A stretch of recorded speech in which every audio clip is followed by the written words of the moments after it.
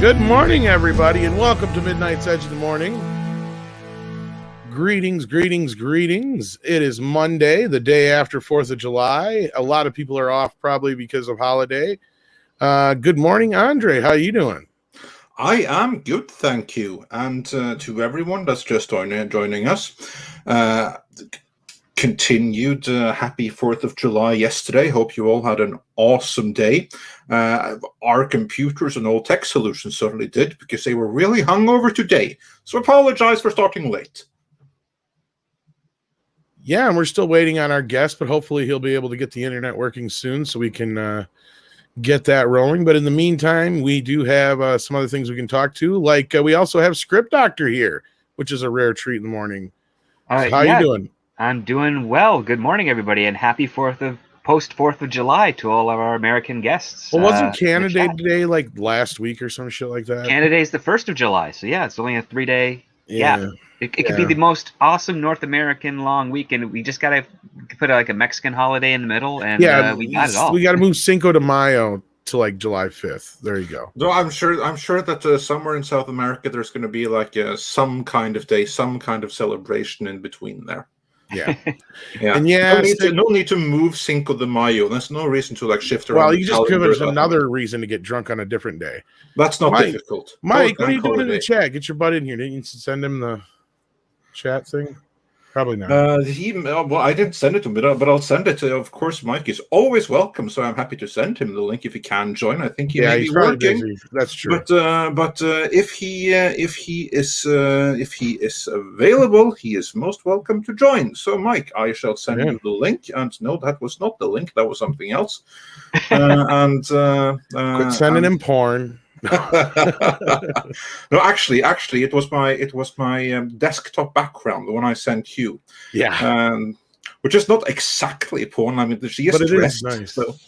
Yeah, we were arguing about my desktop and how messy it is, and this is why I need an assistant, Andre, because I can't keep track of my own shit. But we got all kinds of great people in the chat here. Like, well, I'll let you say this name. Just give me 1 second here. But I imagine it's yes. Who says, please hit that like button as you come in. Please and do. Again, apologies to everyone for us being late, but sometimes it be like that. We also have Turao on in here, and we have Natasha, head of wrenches. We have Tina Bojan here. Dash Attack is here. Your Muslim uncle is here, which is awesome. Six is here. Joachim Stark is here, representing Sweden. I do believe he sent us a super chat already. I think we have got a couple of those. So I'm going to go through those right away. I don't know that I can Jack, bring them up on screen. Graham Adams, we got Silver Nova. Hello. Kit Kat's here. Kenneth LaRock, how you doing? We got Grand Wazoo 42 as well. How you guys doing? Sander Hammerslag's chilling. How you doing? We got the Disruptive Innovator. Awesome to see you here. We're so glad to hear you. We're so glad to see you here. If I could speak, that'd be nice. We got D. Bud Martin, who always a good person to see in the chat. We got Rory Mitchell. And of course, as you said, we got Natasha and so many more. Thank you for being here this morning as you file in. As said, hit that like button on your way in the door. Oh, we also have Bert and Kurt Russell, or Bertrand Kurt Russell, how do you say it? I know I've always said it wrong, but speaking of super chats, we got Stephen Otten firing one in here. How you doing, buddy? Says, hail Andre, Tom Script, and Orville Nation, Wrenches, and chat. My chiropractor named me Patient of the Week, so that's good. Now on to Star Trek. Ugh. How do you become Patient of the Week? Were you just that extra good in the office that week or something? I mean, I don't understand. Okay, came in and gave a reason to pay summer vacation for the doctor. I don't know. Maybe. I mean, are you just less aggravating than all the other patients? I don't understand. I mean, you have to get. I understand like employee of the week or month. That makes sense. I guess I got to understand that. We also have our buddy Douglas Nelson here. And speaking of having people here, we finally have our guest with us. Hello, PJ. How you doing this morning? Good morning or good afternoon, depending on where you are. Yes, hello, gentlemen. Thank you so much, and I'm so sorry, Andre and Tom. That's all right. Ever since the European Cup started, my internet has been crazy. That it's makes been sense. Like going on and off. That makes sense. Hi, Script Doctor. Hey, PJ. Good to see you. But PJ, of course, is from Orville Nation, which is a great channel, and as I always say, criminally undersubbed. He conducts a lot of great interviews over there, so we'll definitely get into all that here this morning as we roll along. But other than that, how was your 4th of July weekend, PJ? Good. It was busy, but good. And you guys? I got a bellyache. That's about it. Oh, sorry. Well, I hope it was an awesome celebration that led up to it. No, it was me eating a fucking pizza. That's about it. Did you at least get to see or hear any fireworks or something? There was a lot of fireworks. Poor Sadie was going nuts. Oh. Yeah, so like it was not, and then where I live, it was just an odd spot where I couldn't see anything, but you could hear them all, and it was just poor dog was going nuts, and it was like, yeah. Well, good times. How about you, Script? I know that you probably didn't celebrate much on the 4th, being Canadian and all, but how was your Canada Day?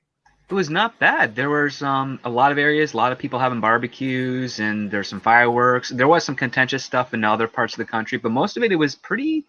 I mean, it wasn't the same as the ones prior to the pandemic, but it was like a good effort by everybody, and we all had some fun, and it was relaxing and pleasant as it should be. Yeah. Well, that's Awesome good to hear. stuff. Yeah. And before we move on with the main topic of today, which of course is confirmation of, so certainly been partial confirmation of all the chaos on the bridge that we've been reporting for the last few years now, we have a couple of super chats to run through. Our good friend Mike, the Mexican Iron Man, says, "Love you guys, Andre, Tom, Script. Today just listening between staff Zoom calls. Hail great PJ. Hail wrenches, hail the awesome chat stream, peeps." Yes, indeed. Which sucks because you always come up with some really great questions, and I miss you. Yeah, but he will be back on Midnight's Edge Espanol tomorrow at this time, which and likely on Mead as well. Yeah, and likely on Mead as well. And I just want to congratulate Andre. I said at the time the other day, congratulate all you guys and Paulie and their whole crew on that Midnight's Edge project, Espanol project. Yeah, thank you. PJ, I believe, actually speaks a little Spanish as well, don't you? Yeah, I was on the first stream with them. That's right. Night they were. Absolutely. No, PJ is quite well in Spanish. So, yeah. But yeah, as we were saying, since there's not a whole lot going on as far as new news, since Hollywood had the week off and Indiana Jones broke his arm, there was we have a couple of other super chats first, and I know, but I was just teasing it a little bit. Yeah. And PJ was behind that, so we'll be definitely getting into that in a little bit here. But what else did we have for super chats on? Yes, we have Goskar Farlat, who sent us $20 saying "Happy Freedom That's Day, 30, guys. Actually, have a round on me." Did I not say that? No, you said 20. I thought, unless I'm hearing shit. Okay, well, $30, and thank you so much for that support. That is much appreciated, and it goes a long way to keeping the light on. And on that note, your Muslim uncle sent us $4.99, saying "One light on." All right, I'll go turn it on. Hang on. Indeed. So thanks so much for that. And the light is on. Yeah. And Rog H says for $1 Canadian $1.99, and always sends a super sticker. So thanks so much for that. And so does Gran Wazoo 42. And then of those that we cannot bring up on screen anymore, we have, let's see. We have who said, "Hi, gents. Hello, everyone." Joachim Stark sent us 50 Swedish krona saying, "Good entertainment. Here, have money. Tusen tack, söta bror." And I'm just going to do a quick refresh, see that we didn't miss anything. We also got a a £3 super sticker from KitKat. So thanks so much for that. Yeah. And then we just had Rambam 3000, who says for £5, just wanted to congratulate PJ on the awesome set he's sitting at. So yeah, that's very cool. And speaking of PJ, last week you had a certain moody someone on your show. Andrew Moody, actually. Yeah, exactly. That's what I mean. But when you have a name that lends itself to puns that way, then how can I'm not so one used to you refrain? being punny, Andre. Well, I do try whenever I can think of something. Just next time you as might often, break but- something, so be careful. Yeah. Well, let's be careful about that. But anyway, last week you had Andrew Moody on, who is a highly accomplished working actor. He has some great roles behind him. He was also in a season 2 episode of Star Trek Discovery, the one episode, Eden, I believe it was. This is the episodes of season 2 where they find this church where all of the religions have decided that they're all in agreement with each other, and they have mashed together their religions into one. We are not going to go into how the writers deemed that even remotely feasible, but we will be talking about his experiences. And this ties back to what we were reporting at the time, which is basically that there is massive trouble and dysfunction at the very top of the production. And it spills from there to all other levels. Well, I think it needs to be set up front that, and I'm sure as PJ gets into this, he didn't even ask him about Star Trek Discovery, did you, PJ? No. And this is, again, like I saw some people... there were some people on Twitter. I don't get a lot of harassment on Twitter because we're very neutral. But there was a couple of people saying, "Oh, you're just going for clicks and stuff." But we're just celebrating dark matter is all we're doing, and he just needed to get it off his chest. It was all him. I didn't even know he was going to talk about it. Yeah, and I've known you guys for a while, and I can attest to the fact that yes, you guys tried to stay neutral as possible. In fact, I'm not even surprised by the fact that you probably haven't had me on more often for that very reason. Is we're kind of seen as disruptive in the Star Trek community, and I can understand that. I'd love to have you guys on more often. Oh, I know, but I mean, I can understand where in certain cases, especially interviews, where especially you could have some issues from people. But no, this is an interesting interview. Like you said, you guys started on talking about something else, and then he jumped directly to Discovery to contrast what he was talking about, his experience. It was on Dark Matter, if I remember right, specifically. And he just went into this description of the set being an extremely hostile work environment, if I remember the words correctly he used. Yeah, he was all right. So he was crazy excited to be working on Star Trek. And first of all, most actors, unless you're like, Tom Cruise or something, most actors are very open to work on anything because they're obviously they're in a career where they don't have continuous work. So when something comes up, they're very open to taking it. And he was very excited because it was Star Trek and he's a fan. And he had a wonderful experience with the crew. He had a wonderful experience with all the cast, and Jonathan Frakes loved who was directing. Jonathan Frakes was directing. He loved his performance, and apparently when Jonathan Frakes left the picture and he was gone from the where they were filming, I think it's Toronto. The things took a turn. Right. And honestly, I was going to ask Andre. I did ask you in private, but I'll just ask you right now. Do we want to just play the clip from the show here? I can probably bring it up. Well, if you have it, absolutely. And give me a minute here. But Script actually did the work of finding the actual area. That's because we watched it on Midnight's Edge After Dark last week. and then we had PJ on as well to talk to him about it. So it just kind of blew up. It was like everywhere. Let me. If I could just say thanks to Script Doctor for all the support he's been giving us the last week. He's been exceptional. Thank you, Script. Well, Script actually has an attachment to this, don't you, Script? Andrew Moody was one of my teachers in college. Yeah, oddly enough. So we know this Star gentleman. Trek.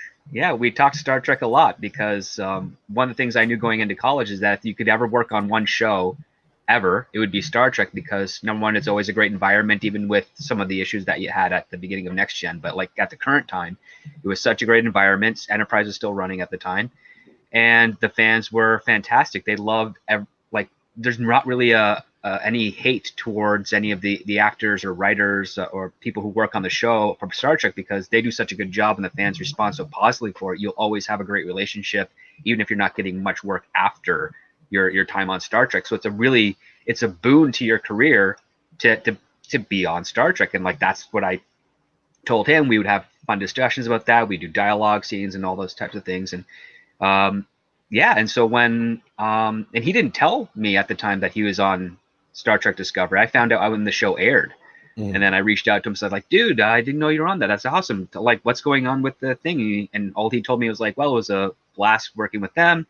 And showrunners are different now, so I don't know what's going on next. But and that was kind of like it. And I didn't learn of any of the I've heard rumors of various issues with regards to the writer's room and post-production stuff, of course. But I did not know of his personal experience until I was watching the the Dark Matter stream. And that was like, this kind of shocked me a little.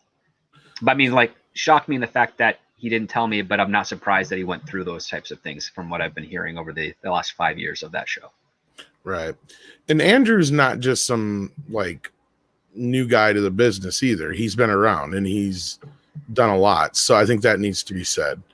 Oh yeah, he's been around for decades and always been a very humble and awesome actor. He's a writer, a playwright, and director as well. So he does the whole shebang.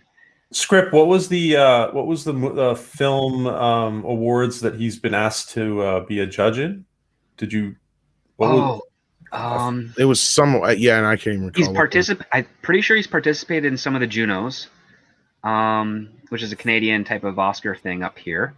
There's been a number of theatrical awards that he's been nominated for, and I believe he's also won some as well. It's just kind of like, it's hard to keep track of everything of that. He's gonna, like, if we're gonna listen to it, he's gonna say it. I just couldn't make it out which one. We're gonna go through it here again. A little bit. Because I think it needs to be heard from his own mouth, and since I'm sure we have your permission, PJ. Oh yeah, and I don't want to speak for him either. So yeah, absolutely. I think it's best if we just we'll pause in this. The entire bit is like 3 minutes or so altogether where he talks about it. But so just tell me, guys, when you want me to cut in, and we will cut in. So let's hear it from his own words. So let's just enjoy ourselves. It was great, like the attitude. He's talking about Dark Matter now, as opposed to being on the set of Star Trek, which I was on the set of Star Trek. I played one of the characters on that.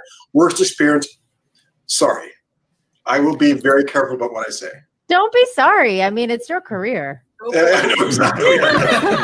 Okay, okay. Fucking Nina. Okay, the thing I will say about working on Star Trek is I got to work with Jonathan Frakes, and he is a gentleman. He is brilliant. He's a great director. Beautiful human being, so supportive. The cast on that set, great people, wonderful people. But I could tell. What I will say is the crew and the cast were traumatized by a production team and a writer's room that was in constant flux and power dynamics, where you could just tell that they felt threatened. Yes, thank you for pausing it right now. there. Yeah, I was going to say, now it needs to be said that this was not anything really new at the time period he's talking about. This would have been when Berg and Harboritz, or how do you say their name? This would have been after they were just around the time when they were ousted, because they were ousted after the first few episodes of season 2. Yes. And what I will say about it is that what was reported at the time, you then had like these rumors that were leaked that they were supposedly tyrannical. However, what our sources told us was that they weren't necessarily the tyrannical ones. The real reason that they had been let go was that they had blown way too much money early on in the show. And Yes. I'm sure they were under a tremendous amount of stress, which I'm sure left them to be perhaps, shall we say, not delicate in their dealings with people under them again. But apparently, the story put out about them being tyrannical, that was something that came out of the person replacing them, who, as narcissists are prone to doing, apparently projected upon them. Well, and I think it goes deeper than that, because as Andrew just said, it was not just the production team, but out of the writer's room, which we do know for a fact because of the Walter Mosley situation and stuff like that. It comes from the very top, and he does kind of insinuate that. So let's continue here, because he doesn't even say as much as it's kind of what's unsaid here too. Yeah. Just you could tell they felt threatened, and the producers of Star Trek threatened me, and I was just like, I don't care. Like, they were just like, Really? Yeah, they came after me. Yeah, and the showrunner was fired, and then there's a new showrunner. And then I was brought in to do ADR. And that's where he meant they wanted me to redo my entire performance because the new showrunner didn't like my acting. Ultimately, didn't like my acting. And I'm like, okay, well, that's fine. Art is subjective. Fundamentally, it's subjective. So there's nothing you can do.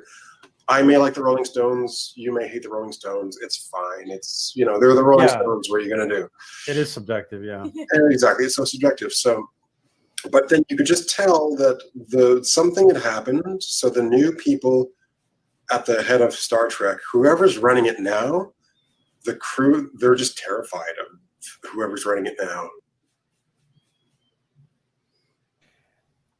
Okay, sorry. I'm bouncing around between a bunch of stuff here. I did that for a reason. Because now we just said, remember, Berg and what was Harberts. Harberts were out. Does anybody remember who took over the show after them? Anybody, real quick. Let's see who else remembers. Does anybody else remember who took over the show? Goldsmith was close. Yeah, that was later. What's that? That was later. That was a little later. Alex Kurtzman wasn't it? It was Kurtzman Alex Kurtzman himself. Alex Kurtzman personally, who stepped in, because here's like the thing: the very, very first showrunner was of course the one who set up the entire show to actually be part of the original series continuity. Brain fart, I forget his name. Brian Fuller. Brian Fuller, yes. He was the original, but of course that's when Secret Hideout came in. And when they came in and they radically changed the entire concept, then he was ousted and he was removed alongside Nicholas Meyer. Yeah. He was also removed. And then the people who were given battlefield promotions to showrunner, that was Harberts and the other one. Gretchenberg and Aaron Harberts. See, I can always remember Berg's name, but I can't remember Harbert's name. I remember Harberts. Then we got it. So as he said, they were already gone, and now he was dealing with "quote unquote" the new showrunner, who was the old showrunner. As the old Who song goes, the old boss same as the old or new boss same as the old boss. In this case, it is the old boss. The one who really had been in charge the whole time. To a point. Were you going to say, PJ? Sorry. Go ahead. Script. Sorry. No, go ahead, PJ. No, finish your thought. Well, one of the things that I kind of learned just over this last year is that even though Alex Kurtzman is the showrunner or claims to be the exclusive showrunner of Star Trek Discovery, and Akiva Goldsman is the showrunner of Strange New Worlds, I've learned that's not actually the case. There's actually a person under them that is actually doing all the actual work and the one really in charge. And those two guys are off doing their own thing. They're showrunners in name only, essentially, and it seems to be it's a very peculiar model. And I learned this because one of my friends who was dealing with Titans, which is a DC show, I guess going to be on HBO Max, their third season. Akiva's been more involved in that during the entire production time of Strange New Worlds than Strange New Worlds. And there's someone else actually like kind of running and organizing and doing all the stuff there. And this would be the same person that's been doing Star Trek Discovery, right? To a degree. The writer that's on Strange New Worlds has some stuff with Star Trek Discovery, but I think I keep forgetting his name because I've never heard of him before. Yeah, but because I have some exclusive information that I learned from one of our sources about Strange New Worlds. Remember how it was the same promise about that as it was for each new season of Star Trek Discovery? That this one is going to go back to the roots. This one is going to go back to being the Star Trek that everyone wants, right? But what I have learned from one of our sources is that, they may have said that, but they didn't mean it. Strange New Worlds is apparently Discovery all over again in every single detail. Maybe more episodic, but that's about it. Yeah. And most licensees have already passed on it and want nothing to do with it either. Really? Yeah. And you were going to say something, PJ. Sorry. Yeah, well, we had, and I don't mean to mix things, but this past week, Script Doctor and I have been having conversations with the person we interviewed last night. She was a creative member of the team, and her perspective is very different on about with regards to the environment there. It's true that her ties or she has a lot of ties to the writer's room, but what I can deduce from this is there are certain people in their writer's room who are maybe kind of favorites, and maybe these favorites are being spared some of this. So I just wanted to just to paint the framework or give the framework that there's different perspectives on all this. Well, that almost would jive, or at least work with the idea about what Walter Mosley being ousted, because I mean he was simply ousted because he used a word that made somebody feel uncomfortable in the writer's room, and they blew a whistle, and he got a nasty phone call.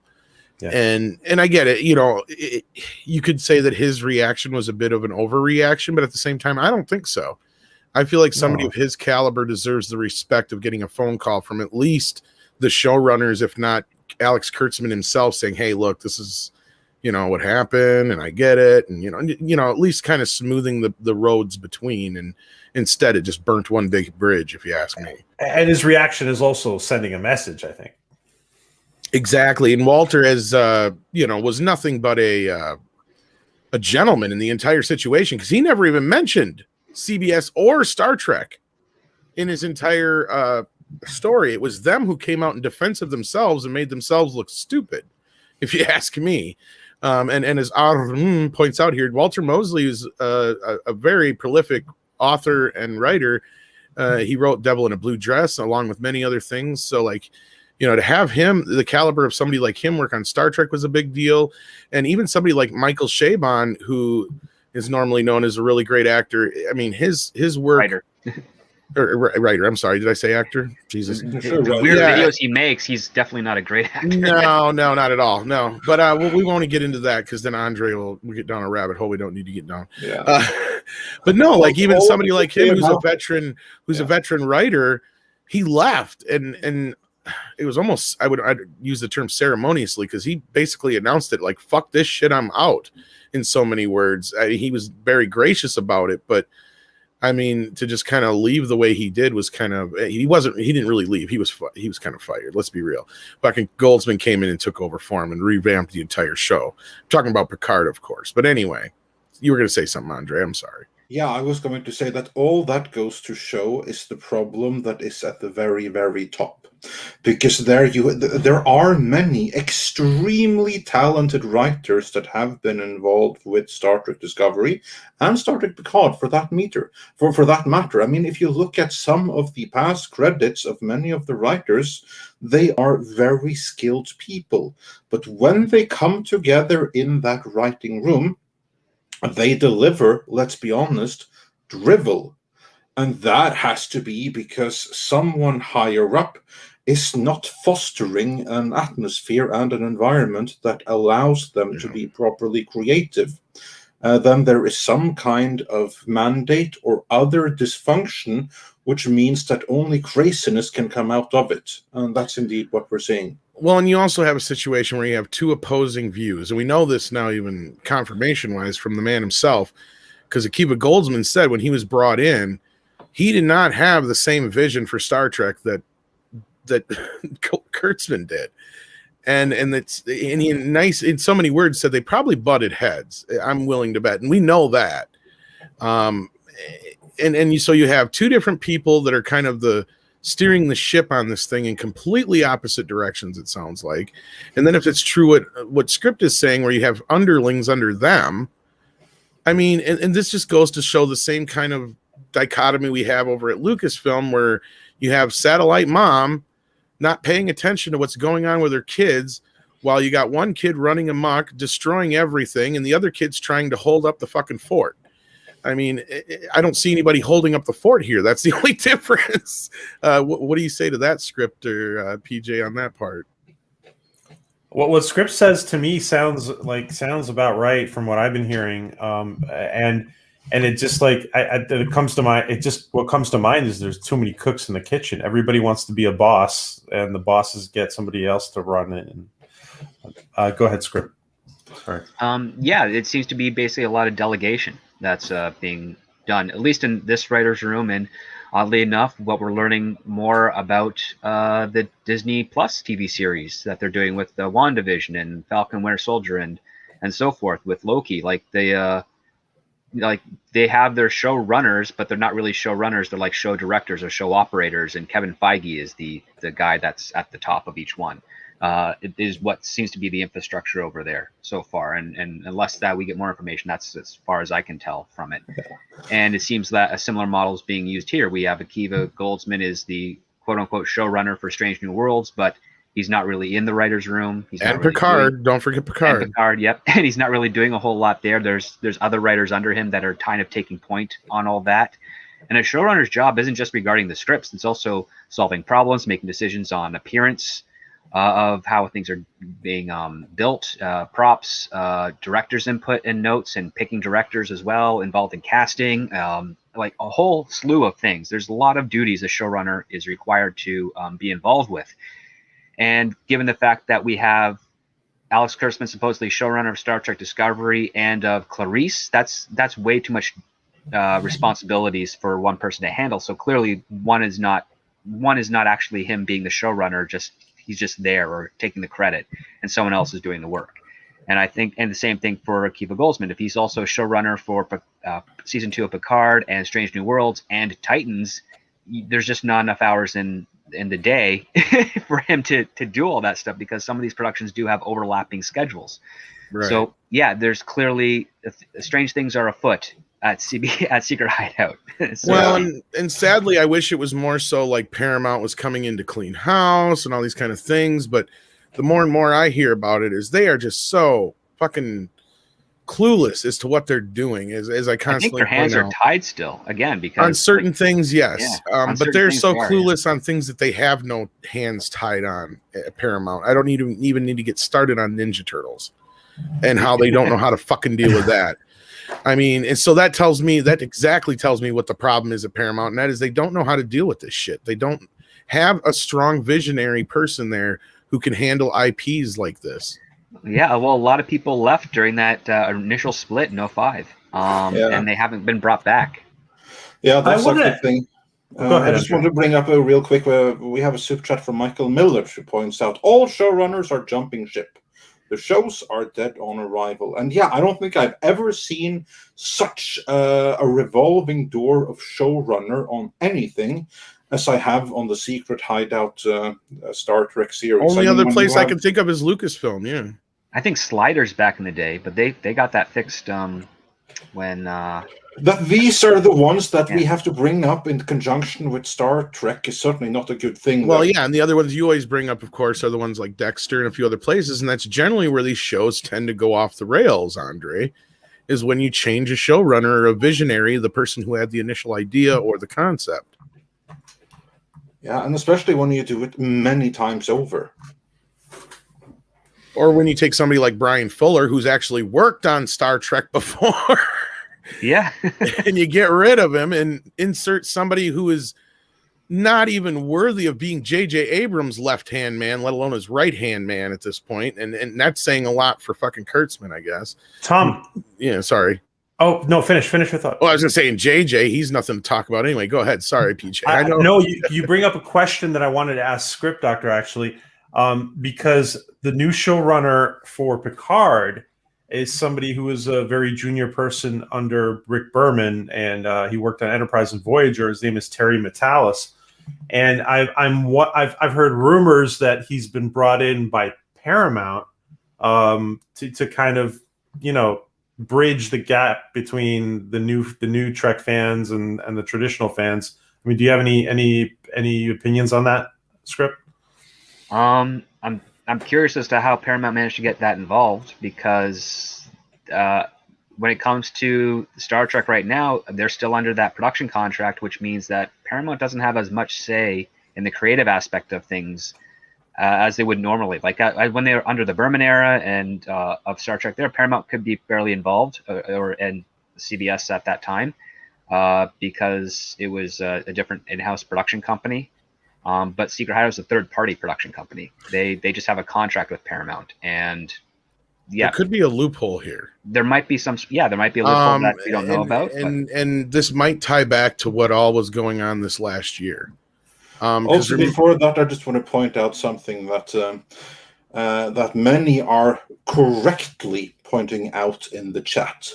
New Star Trek fans? What new Star Trek fans? There are no new Star Trek fans, and we can actually prove this from looking at the ratings that Star Trek Discovery got when it was put on regular broadcast CBS, where it was dead last in everything, including losing out in.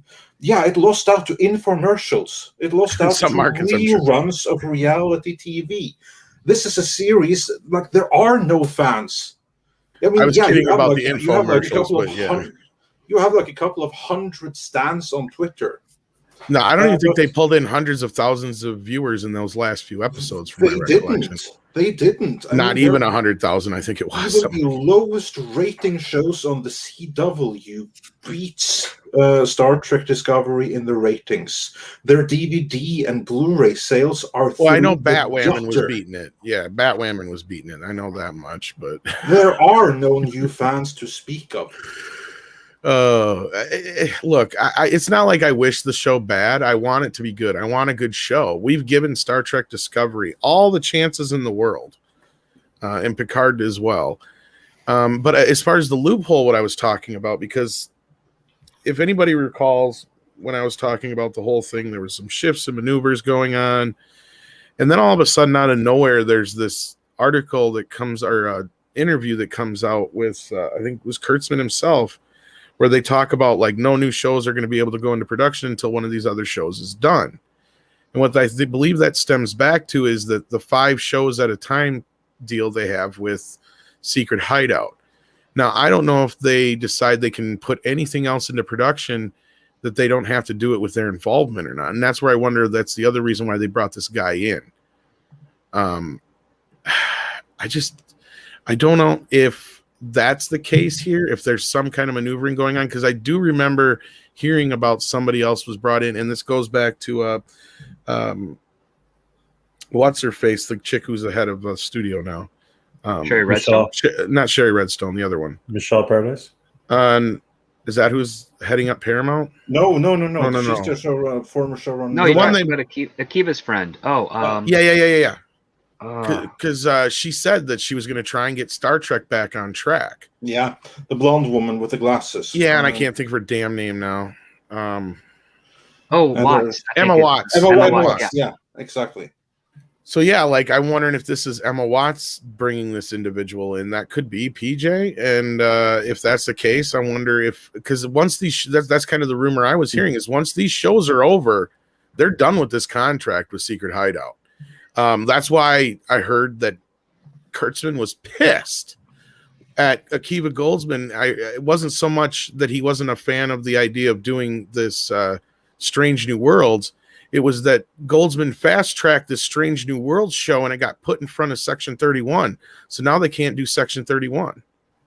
They were probably never going to do Section 31. It was never going to happen anyway, but I heard that's what Kurtzman's butt hurt about. And the other part, too, is like if they did bring in Terry for Picard, that could have been Akiva saying to Emma, I need you to bring this guy in. So that would probably be the way. So it's not really through Paramount. It's just Akiva is making the request, and Paramount is being the one that's signing off on I guess the employee transfer if he was working with them on another show.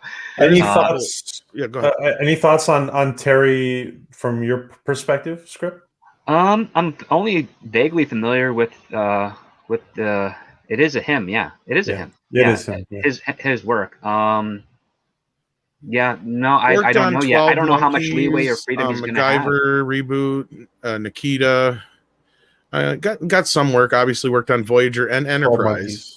Yeah, but the thing is, like again, I don't know how much actual input he's going to have with regards to the show. It still goes up that chain of command, and that chain of command ends at Secret Hideout. It doesn't end with Paramount. Looks like it had heavy worked quite a bit on Enterprise. Actually, it looks like during the first 3 seasons or during all 4. He's listed on all 97 shows as a production assistant, and so he's been around. So he's a So he was a PA and probably he's at least around it. Yeah. So like I'm saying, and then Voyager, a couple episodes, but it looks like it started pretty late in Voyager. But yeah, so since basically looks like he was with the Star Trek production for a good few years here, 4 years or so. So yeah, he might be important in the writers' room, or he might be helping the team there run the show a bit more with a bit more efficacy with the costs. Because if he's the production assistant on Enterprise, and that show was run very well, because again, it was like everybody who worked on that show had years working on, like over a decade working on Star Trek, so they knew how to make it on time, under budget, and effectively. So I'm like crossing my fingers they're able to do that here, but Picard is wrapped production as far as I know. For the season 2, yeah. So I mean, that's kind of like that's ahead of schedule as far as I know. So maybe that could be his doing. Ben Saxon, no, actually, it wasn't a foregone conclusion, and we know this from Goldsman himself, because in the interview that I was referencing earlier, he said that he was the one who was upset that none of these characters were involved in the first season, and it was his request that they were brought into the second season, and then due to the success of how Christopher Pike was received by the fans, this pushed him to the idea of doing Strange New Worlds. Kurtzman had nothing to do with that at any time, really. He just allowed it to happen, basically, is my understanding, and that's from Goldsman himself, unless anybody knows anything differently. Because he was the one who said he was flat out upset that he was all excited to be a part of the show, but then when he got there, he realized there's no Spock, there's no Pike, no Kirk. And he's like, well, wait a minute, we're in this era where we could see these young versions of these characters, and we're not seeing them. And Kurtzman's like, yeah, we're not doing that. Yeah, that's my recollection, and then that's where season 2 was like they were boasting, oh, it's going to be more like classic Star Trek, remember? But anyway, but no, that's my recollection, Ben, and that's in that interview if you want to check that out. But yeah, so did we want to move on with this here, or did we want to? Yeah, let's move on with that. But before that, we have a couple of super chats to go. Okay, I was going to say if you want to grab some super chats, yeah. Let's see. Then we have Elijah Snow, who says for $4.99. As soon as I saw the stream yesterday, I knew that it deserved more attention. Is proof that you guys have been on point about Secret Hideout. And Nerd Cookies says for $2. Thanks for breaking this down. Wonderful panel. Says Walter Mosley, who wrote The Devil in a Blue Dress. And yeah, that would be the one. Kit Kat says for £5 Star Trek writers and producers realize how completely they are being rejected. Result has been a true bunker mentality. Really doubling down and burying one's head there appears to be. And then Michael Millard said, the problem here is Secret Hideout are renting the IP for 5 years. And yeah, this harkens back to what you were saying, Script. Due to this deal that Les Moonves gave Secret Hideout on his way out the door after he had been Me Too'd out of the building. Alex Kurtzman and Secret Hideout, they basically own the brand for those 5 years, and there's really not a lot anyone else can do until the provisions of their contract has been fulfilled, or they have to be bought out, which may come as such a steep cost that it just might not be worth it. It might be better off just to let them continue to do what they do and wait them out. Is that? I mean, that was done in mid 2018 because I think it was September that he was ejected, right? Something to that end. Just trying to go off memory because I remember I remember hearing about the initial contract deal in 2014-15 for Secret Hideout, which was 5 years then, and I think what ended up happening is that in 2018 he just kind of reset it to 5 years from that. So 2022 should be the official ending of options for Star Trek shows from that studio. But the other part too is like there's weird conflicting aspects of it because for all of 2018, all of 2019, I was under the impression through some of my friends over there that 2020 was the last year of official production that can be done for Secret Hideout, and after that they have to go back to the negotiating table. But that kind of ties into the whole thing from where they said, they can't start any new shows either. Yeah, too. and I think the only exception they were able to get at this point was because of the pandemic shutting down certain production, so they were able to actually still create stuff in 2021. But I don't know if it could be any new properties. That's the other part too.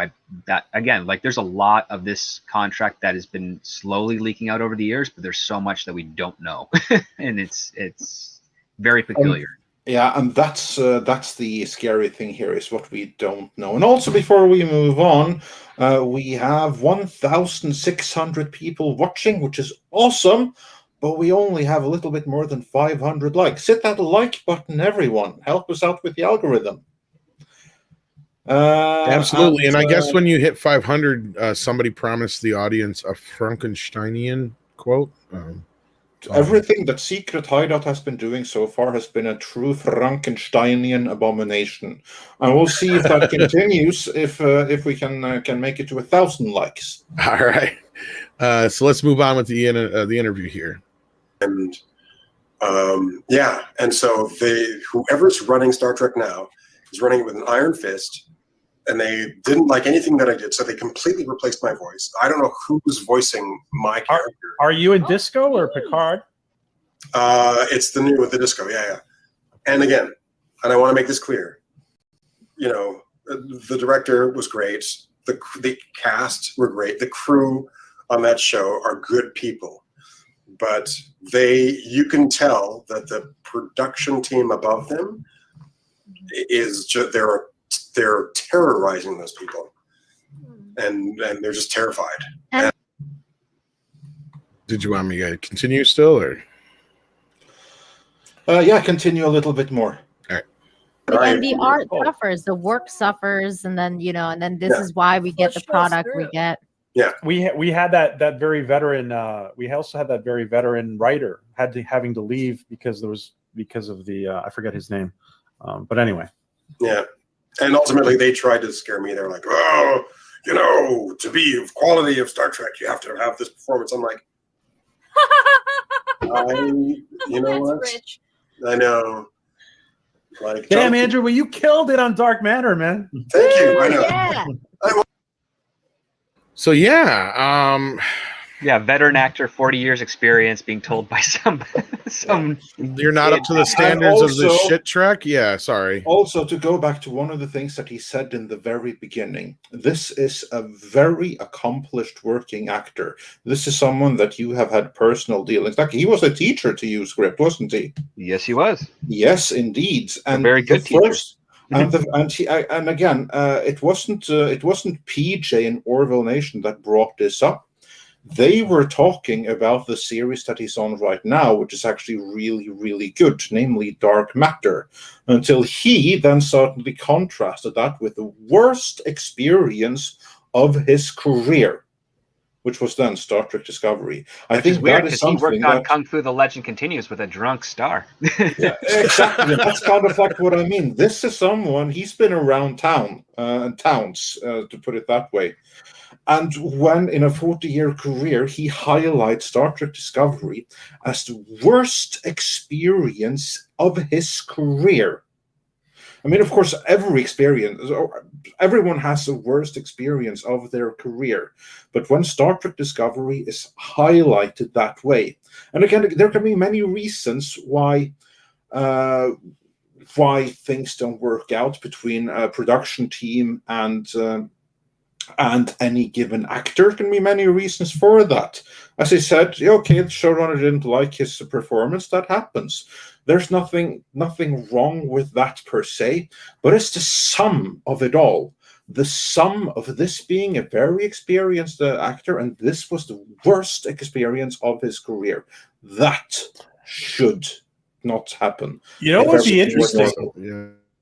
Andre, it would be interesting to have, because I was thinking about following up. Maybe you guys can follow up with Andrew Moody, Sure, and ask him exactly what is the difference between the audio, the vocal performance that he gave, and what they actually did. Why, what was it? Was he to this or to that? Or well, funnily enough, Script, you actually went back and checked because you were confused.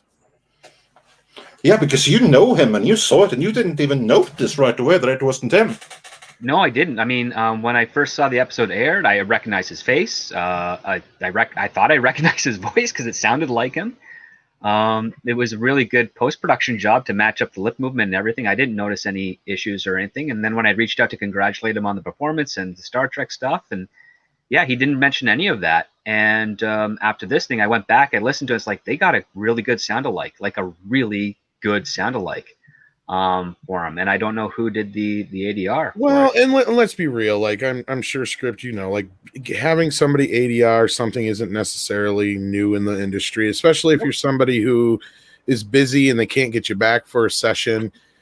I think it was just the way it was handled and the way he was talked to and the way he was treated. And if for him to feel that way, I mean, you could sit there and say all day, oh, he's just an actor. He's being, overly sensitive and stuff like that. But to me, it's insulting. And the way you can tell by the way he's talking about it, that it really got to him in some way. Like Andre said, if he's clearly saying this is the worst experience of his 40-year career, that says a lot. I mean, have you talked to him since then at all, Script, or? Oh, yeah, I reached out to him a few days ago, and we just had a very short chat because, again, we were both busy, but we definitely want to meet up at some point and exchange some horror stories. But yeah, no, like he's always been like a really fun, humble guy. He has good convictions. He was a tough grader, that's for sure, in college. But yeah, like if he was like a fickle actor, he would have mentioned this the day the show aired, but he didn't, because again, he didn't care. He was shocked, and he's like, okay, well, that's just the biz. I'm gonna keep on doing what I'm doing, because that's what a professional does, and they paid him. So there's also that. Like, he was also brought in to do ADRs. He's mentioned in this in the interview here, so they had to pay him for that as well. And the fact they didn't use it is inconsequential at that point. It's whatever those show producers want as the final product, and unfortunately, the actor does not have a whole lot of say in that, unless they themselves are also a very important producer of the series. So yeah, he just had to do what actors do and kind of roll with it as it goes. It seems like when they came to him, they wanted him to rework the voice. From my understanding, that he was like, we did this, and Jonathan Frakes thought it was fine, and there's when we want to do it over, and he said, I think it's I don't want to do it over or something. I think he says that here coming up. We can probably play it a little more, but I was going to let when he gets threatened. Yeah, okay. I will play that in a second, but I'm going to let Andre address this because he'll do it better than me anyway. Oh, yeah. We have a troll here that's saying, as usual, Midnight is wrong on everything. You've been saying this series was going to be cancelled since day one. It's pathetic. Okay, everyone watching, what you're seeing on screen, that excuse right there, that is what we call a straw man argument. That is when you can't attack someone for something they actually said. So you make up a claim and you attribute it to them, and then you attack them for that.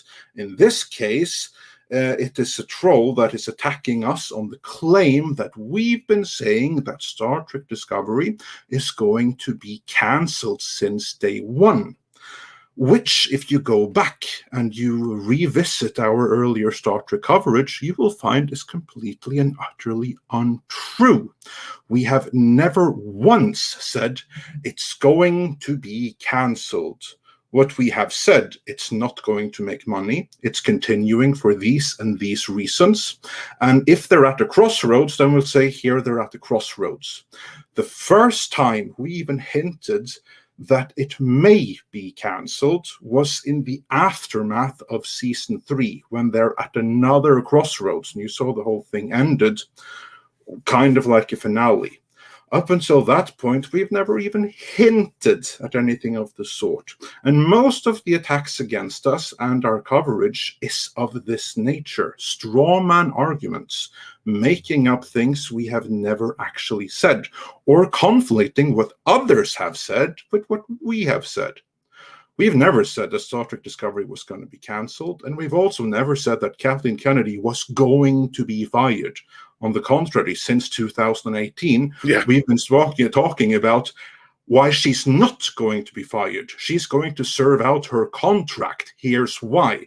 Big question is, will she be renewed beyond her current contract? And the answer to that is, in all likelihood, no.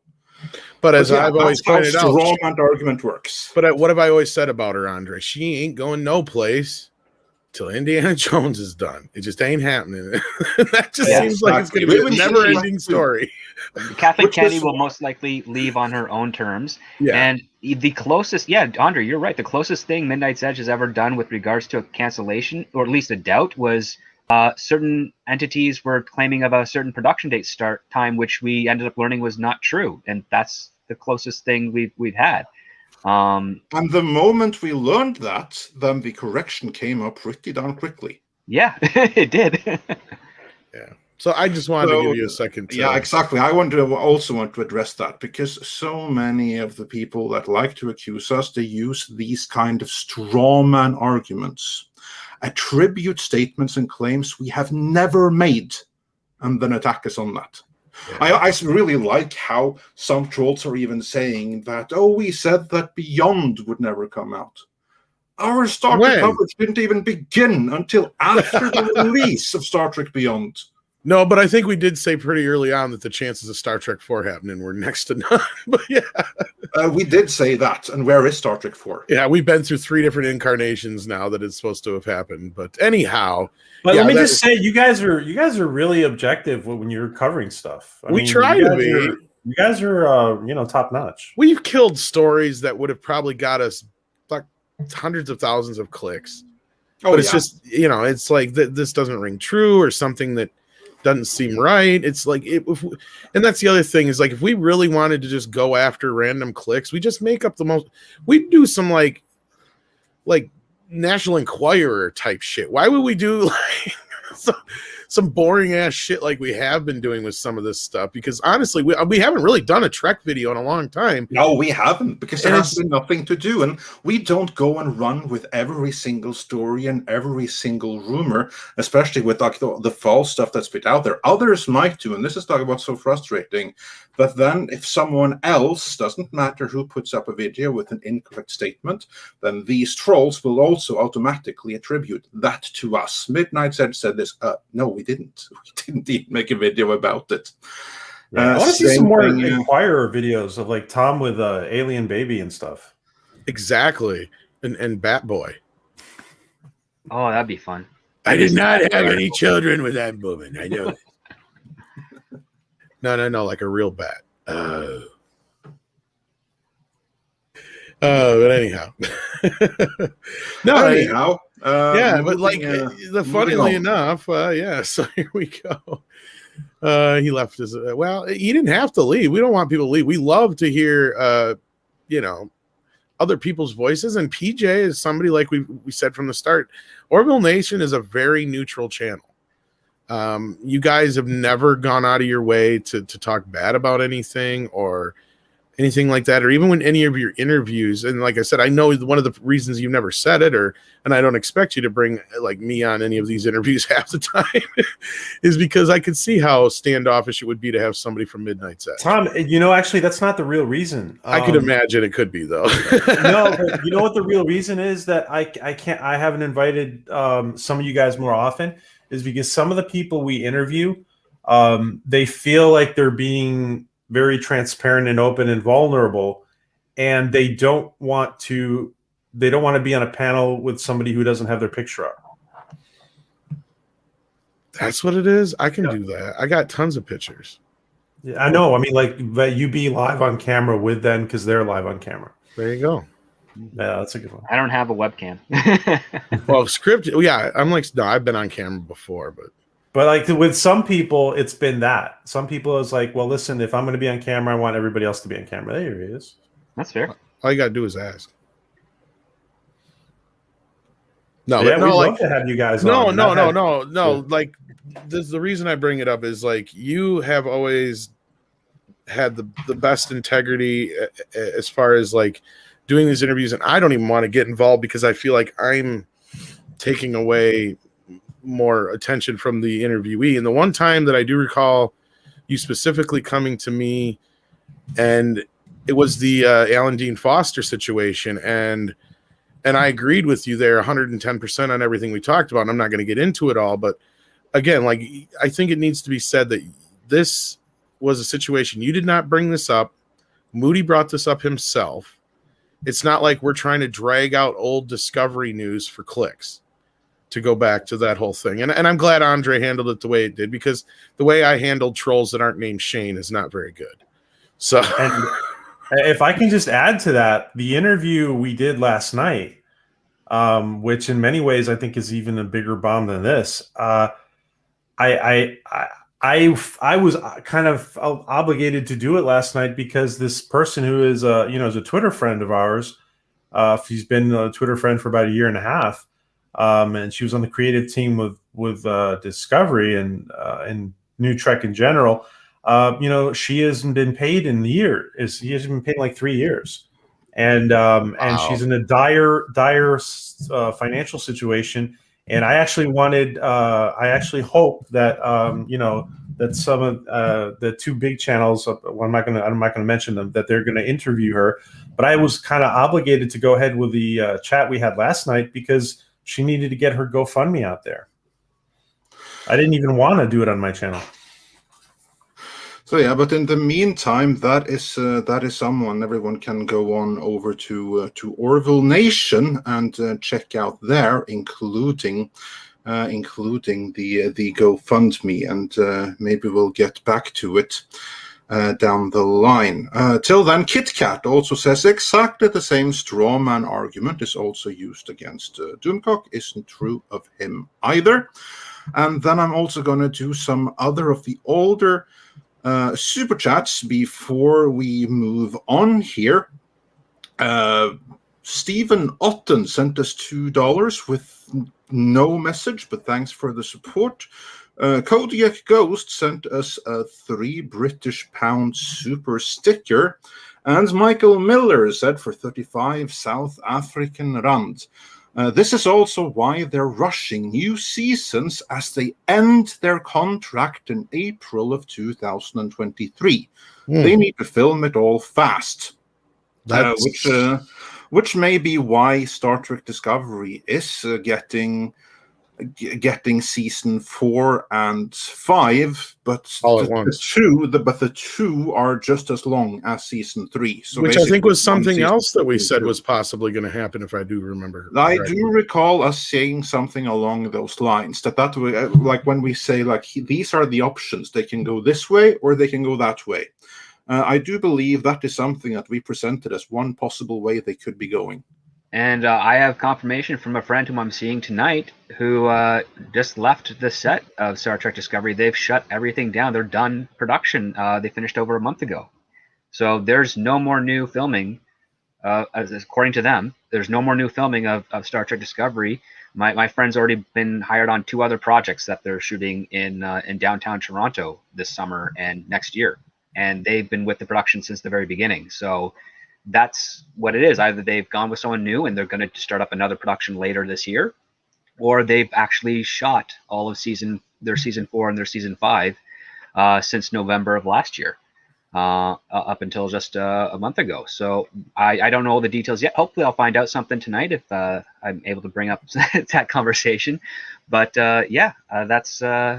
that's it for them. So I think the only thing left is they finished Picard and they're almost done Strange New Worlds, and the cartoon shows are finished. So those are going to be released. And I think, it's the air dates is going to be 2023 might be the last year of Secret Hideout Star Trek air date wise. I don't know about production, but definitely air date wise.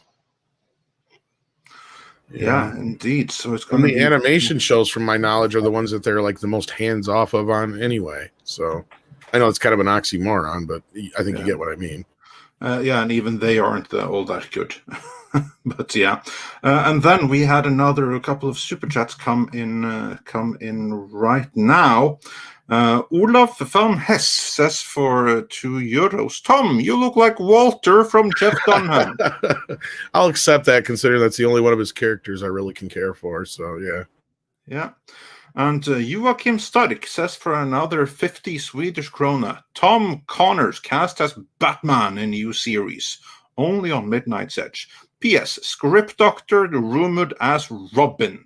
That would be. We actually already have a Robin. Yeah, Ord's Board is a great Robin. Yeah, speaking of, poor guy lost the monetization on his stream, but I think he's coming on Mead this week to talk about it, and tomorrow, I believe. So catch us then to talk about that. So does he know why that happened, by the way? The best, to my knowledge right now, without talking to him, his channel got botted.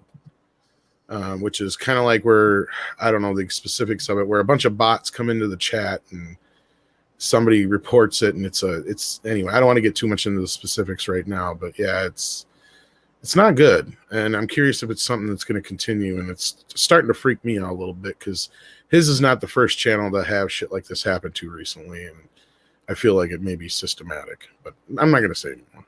Yeah. And also, and then back to Star Trek, Michael Miller points out Lower Decks was originally ordered to 20 episodes. They reduced that to 10 and split it into 2. So its renewal for a third season was actually a reduction in episodes. And we also reported that the 2 seasons, they were commissioned right off the bat, just as with the She-Ra show. It wasn't that after season 1 it was renewed for season 2. No, that was the initial order. But getting back to this interview, did we have were there any other highlights in it? I think there was a little bit more here, right, PJ? Yeah, let's go for it. Well, you know what? Like, because it was a joy to do, and ultimately, like, if Star Trek had that kind of support from the top, then there wouldn't have been that tension. Jonathan Frakes was always cool with me, and he was always supportive, and he always like, Andrew, you're doing a great job. Thank you so much. So I don't know who, like, there's somebody in production somewhere in Los Angeles who is trying to terrorize people by trying to belittle them. And they tried to belittle me to say, oh, you're not good enough. And I'm like, dude. Alex Curtin. Yes. I'm not saying, did I say anything? I'm not saying anything. No, not at all. Maybe you're right. Guys, Maybe I have you're to- not. Did I say anything? I don't know. I have to bring in a guest, and he. Do we want to keep going, PJ, or was that pretty much the gist of that? I think that's pretty much it. Yeah. I was going to say, I think at that point, once the name that shouldn't have been said was said, I think that kind of answered everybody's unsaid question. I think we all know who the problem is. Yes, yeah. Spoiler, it's Alex. By the way, Joe Malazzi has often expressed interest in taking over Star Trek. No, hell, I'd love to see that. He's one of the people that I would honestly at this be point. very My happy mom with. would do a better fucking job than Alex Kurtzman, and she don't know shit about Star Trek. She could tell you that's Spock and Kirk, and that's about it. You know, like no. Yeah, but in the case of Malozzi, he is a very, very accomplished showrunner. No, in all seriousness, from the same age where Star Trek was in many ways at its best. Well, we got like 8-bit PJ, so hopefully we didn't lose him altogether. He was having internet issues before we went live. That's what I'm afraid of. Maybe that happened again, but that doesn't prevent us from carrying on the discussion. Still here, PJ?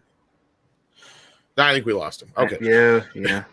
Maybe something crazy happened in one of the World Cup games, and maybe someone scored or something like that. I don't know. And everybody's Twitter went off. I was born without the football gene, so I wouldn't know. Yeah, there was people accusing us of you being all worried about the football on Friday. I'm like, I don't think so. I don't think Andre gives a shit. No, I have no clue. Like seriously, because like football is a big thing in Europe, and when I say football to all of my American friends, that is what you guys call soccer, and football/soccer is a big thing in Europe, including in Norway. Not with me though. I was born without that particular gene, so I couldn't care. I don't even know if Norway is playing right now. Probably we're not. Yeah, and Stephen Otten, yeah, you'll appreciate this joke, Andre. PJ went to Plaid. He's gone to Plaid.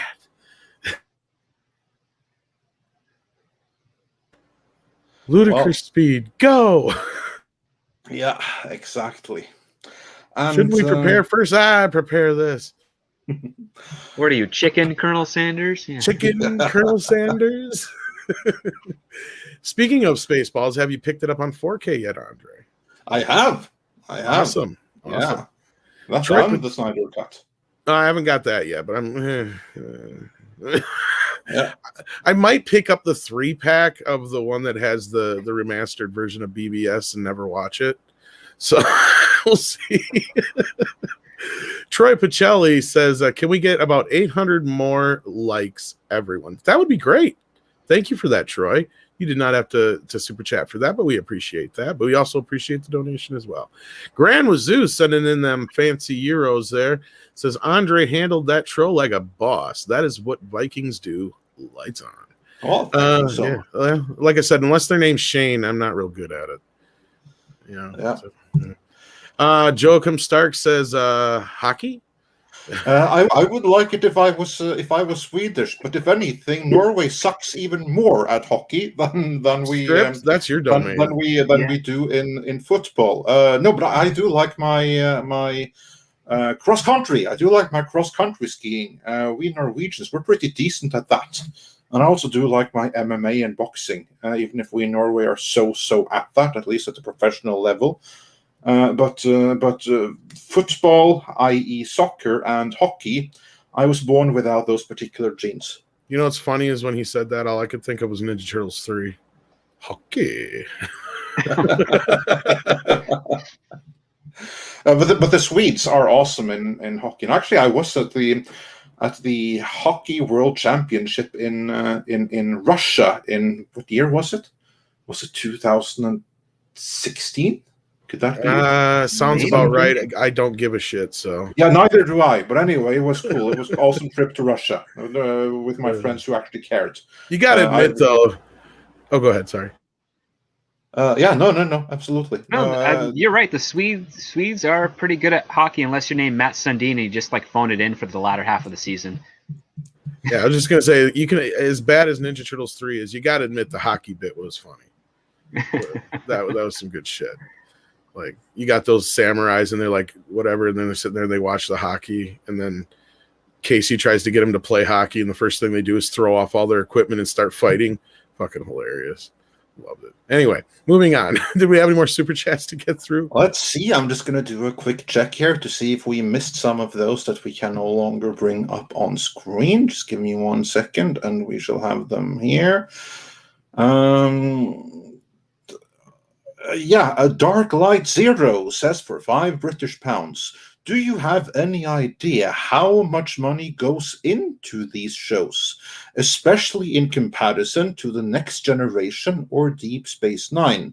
Well, my guess would be that the entirety of the production budget spent on 7 seasons of The Next Generation or on 7 seasons of Deep Space Nine. Well, we kind of already knew. 1 season of Discovery is my We already know guess. they spend an average of like $8 to $10 million an episode, which is unheard of. Yeah, and it's insane. And then I think it's just as bad for Picard or whatever. So, yeah, which again brings up that thing I mentioned when Kamran Pasha was on with you guys a while back, which is I think there's some weird front loading of expenses on the production because they know they're not going to be able to get royalty or back end points financially from the streaming service stuff. So that's why they're spending all this money up front and taking what and getting out. Yeah, and I mean, and again, speculative. You know, there's ways it's a theory. Like we've sat there and go, where's the money going? And exactly. Yeah. And we do have like a couple of theories on that. One thing that we have said is one of their incentives for doing it, even if there's no back end, there is the production fee for Secret Hideout, and that one is so big that it alone makes it a worthwhile endeavor for them. And then one of the things that we have heard is that they rented like the production facilities for many years to come, and then they can rent them forward to others. Sublease them, and a significant amount of money was spent in developing Mando technology that can also be leased out to others for income down the line. Mind you, these are still rumors, but that's where some of that money went. And I could do a little Cameron Pasha-ing, or however you want to call it, whatever he does, you know, there's a reason why we're seeing these interviews and articles like the ones about, you know, only 5 shows being in production and, you know, nothing new until these other things are done. And we starting to see cracks where, like, look, it was one thing for Entertainment Weekly to give Clarice a bad review. There's no way an editor would have allowed that review to be as vicious as it was in a publication like Entertainment Weekly, unless the handcuffs were taken off. You get what I'm saying, Andre? I mean, I get you kind of do. Like, I feel like that was a shot across the bow. This guy's career is pretty much on the outs. He's not protected anymore, I don't think. Well, I think he's fairly protected, but not like he was. I think that there's going to be some very mixed feelings. He's going to have some very, very good friends still protecting him, but there's also going to be more and more people resentful. That's what I'm thinking. Well, and you also have a situation where we've seen this already in this situation where these same people who always gripe at us about griping, they're the first ones that have a problem when something they like gets destroyed. And Clarice was, I think, one step too far. I really do. I feel like that was where, you know, people had enough, kind of like the Buffy the Vampire Slayer thing when that happened. You know, the same people that bitched at us for years were out there losing their fucking minds because they were rebooting Buffy. You know, so anyway, I digress. I feel like Kurtzman's days are numbered, and I don't think he's going to be doing as much as he used to be. Well, everything he has done has kind of failed, hasn't it, Script? That's my point. Yeah. Or go ahead, Script. Yeah. Pretty much. I mean, he's a franchise killer. I mean, he killed Zorro way back. The only thing I think he's had any 2005. success with was Hawaii 5-0, wasn't it? And I don't even think that was all him. No, that was Lenkov mostly. Peter Lenkov did that, and which then went off to MacGyver and Miami. The Tom Selleck show, Magnum PI. That's the one. But the reboot, yeah. The reboot. That's its own universe over there, and that's also got some. So is this guy the new Kurtzman? No, I think he's been kind of ousted right now. I know Kurtzman. He's got all these films supposedly still in production, even though the Dark Universe is gone. Like I know there's talks that he's still doing the Dracula. Blumhouse has him. And there ain't no way Kurtzman's involved anymore. I guarantee it. No, I think it's mostly like the people that rep him are pushing a lot of other stuff as well, of like that he's still working and good because as far as I know, he's got so much on his plate that he just doesn't have the time to really give anything attention. They're all just pending jobs supposedly, and I think it's oh crap, who's he with over at CAA? I can't remember. I think it's Todd something. They're probably just pushing as much as they can for their client because they know the clock's running out at this point. It's been 25 years. His name is more synonymous with failure than success. Right. He may be an agreeable person in a room and knows how to do a good pitch, but the execution is what really makes all the money. So. All right. And did we have any more super chats, Andre? Yes, we did. We did have a few more super chats. The Last Millennial wonders, hey guys, is Brie Larson actually going to be in Star Wars or not? What do you gentlemen think? No idea. I have no idea. It's possible, but yeah, honestly, I have no idea. I'm not going to pretend to know one way or the other. If I had to guess, I don't think so, but she could be. It's not outside the realm of possibility. I mean, Kevin Feige likes her, and you know that Leslie Headland certainly must like her. And since she's show running that Acolyte Disney Plus show, maybe she's the Acolyte. I don't know. I don't know. I do know that the Alex Kurtzman has another show, The Man Who Fell to Earth, that is supposed to come out next year. That's most likely going to be a bomb.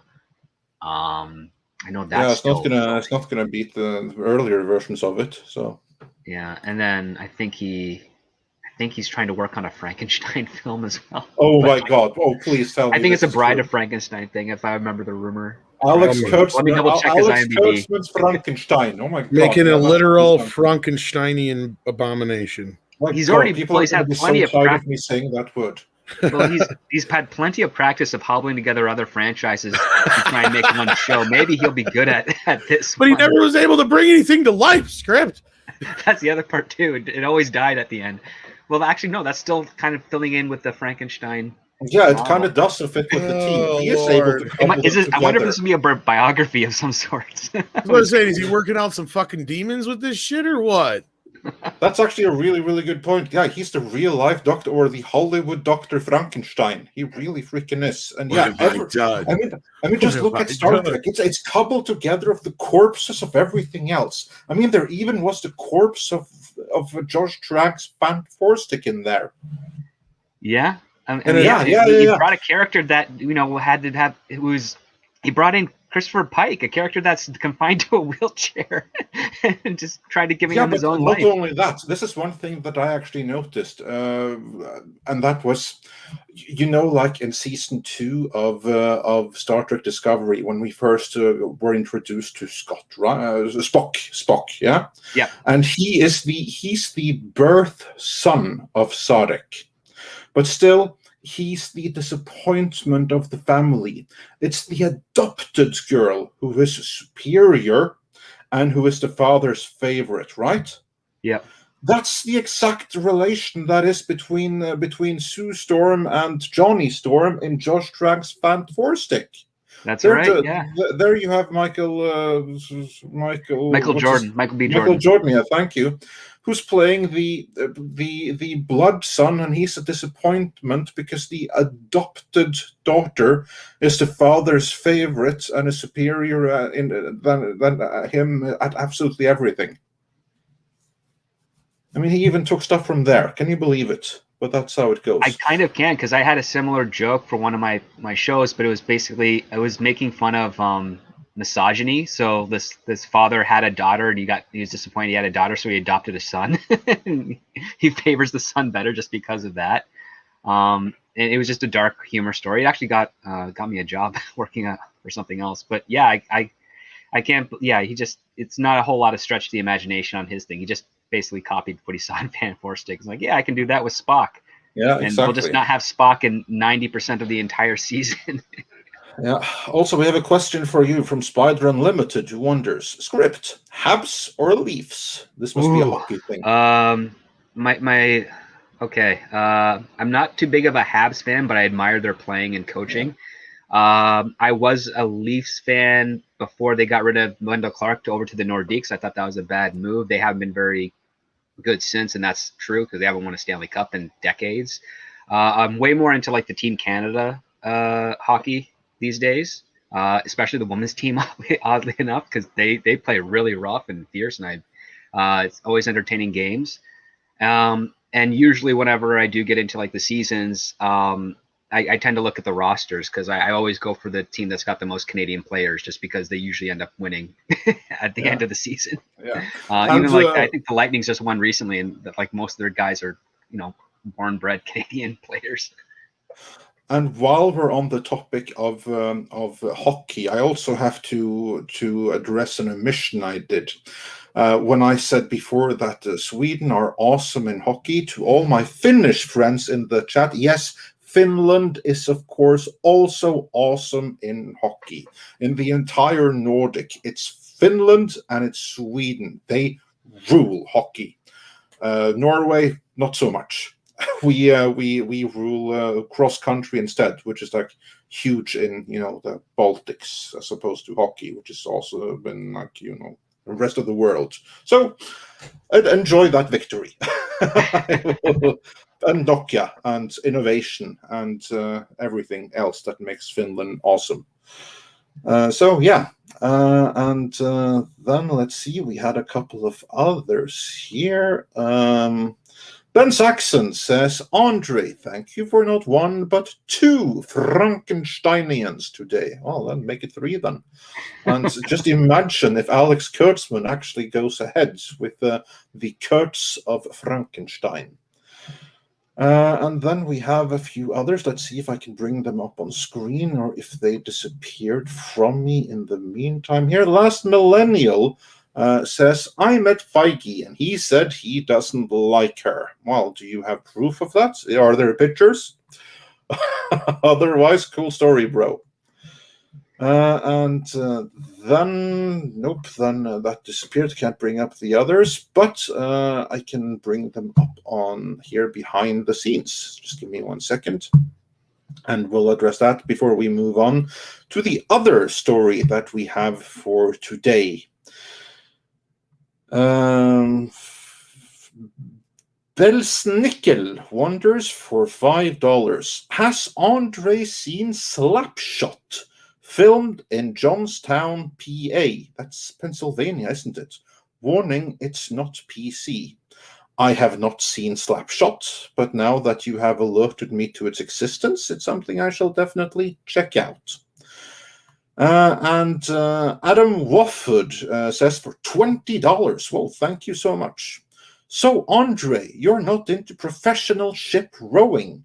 Knowing your people were very good at that, showing up to people countries without being announced. Still to this day, the English still haven't gotten over it. No, they haven't, not so much. And no, I am not into watching others professionally ship row, other than when I'm doing it myself, that I'm into. House Atreides says for $5, has anyone heard when the sequel to Prelude to Axanar will be coming out? Gods, new so needs good Star Trek at this point. I think he means he really needs new good Star Trek at this point. Ooh, I oh, have no idea when the don't hold your breath for iteration Axanar. of yeah. I've read the script. It's not good. Well, either. Alec Which of the- can't hang which on of to a the director either. Which of the scripts did you read? I've read 3 different versions. I believe the latest one I saw was the one that they shot in Atlanta. Just because I remember seeing some clips on Twitter of. Did they shoot anything yet so far? I think they did. They got the guy who played Martok. I keep forgetting his Jay something in costume on set. I saw some of that stuff there. I know that some filming has been done. But I wouldn't hold your breath. If you liked the Prelude thing, that's cool. It was an interesting piece. I don't think Axanar itself is going to be on that same level. It might just be pleasant because it's not Star Trek Discovery, but that's kind of a very low bar in my opinion. There's plenty of other short fan films of Star Trek that has come out in the last. Come out in the last few years that have been phenomenal. There's one that takes place entirely on a shuttlecraft that's really good. Michael Miller says that Interlude has been released. Is that Axanar Interlude? So there's a new Axanar thing out there in the ether? Could be. I did not know that. I have no idea. Well, maybe it's out already then. If there's going to be more, I honestly have no idea. We'll just have to wait and see. All I will say about it is that I wish the crew on that good luck, and I hope that the fans that have been loyally supporting the project with their money for how many years now? 5. For 5 years, we'll be getting their money's due, and I hope that they will like it. Yeah, Prelude came out before Discovery, so yeah, it did. It did, and honestly, it looks better than Discovery. Let's not deny it. Special effects looked fantastic. Yeah, absolutely for that. Yeah, it really did. I think that was Mr. Burnett's doing mostly. Yeah, that could very well be. And then let's see what else we have here. Troipa says, Joachim Stark says for. Well, Troy Pacelli sent us make up your $2. And then Joachim Stark said for 50 Swedish krona, Denmark and Iceland is great at handball. There, praise for all the Nordic family. Yes, indeed. And the Norwegian ladies are also great at handball. The Norwegian men, not so much. But that's another story altogether. Troy Pacelli says it's called Axanar: The Gathering Storm. Oh, okay. Oh, okay. Well, cool. I hope that people enjoyed it. I wasn't even aware it was out, but yeah, if it is awesome. And then we have to welcome Duck Nation as a new member, as a formal Midnighter. So welcome. And then it's going to go check if there's something else before we move on to the next story that I want your guys' thoughts on. And yeah, we have a little bit more here. Daniel just sent us $20. Thank you so much. And he says, just got done with a glorious 2-hour bicycle ride. To find out I missed out on a Midnight's Edge live stream. I will never exercise again. Don't do that. We really appreciate you coming here and joining us. But don't miss out on working out. It's important to work out, especially cycling. You can always watch us later. Exactly. Or you can, better yet, you can even if you have a good data package, just bring your mobile and listen to us on the go. That should be great with cycling, and also cycling is good for your heart. So So keep that in mind. So yeah, never miss out on working out. Take care of yourself and your health. Which is why I'm on a constant cycle of tacos. Yeah. And Olaf van S also joined us as a new member. So welcome. We're glad to have you.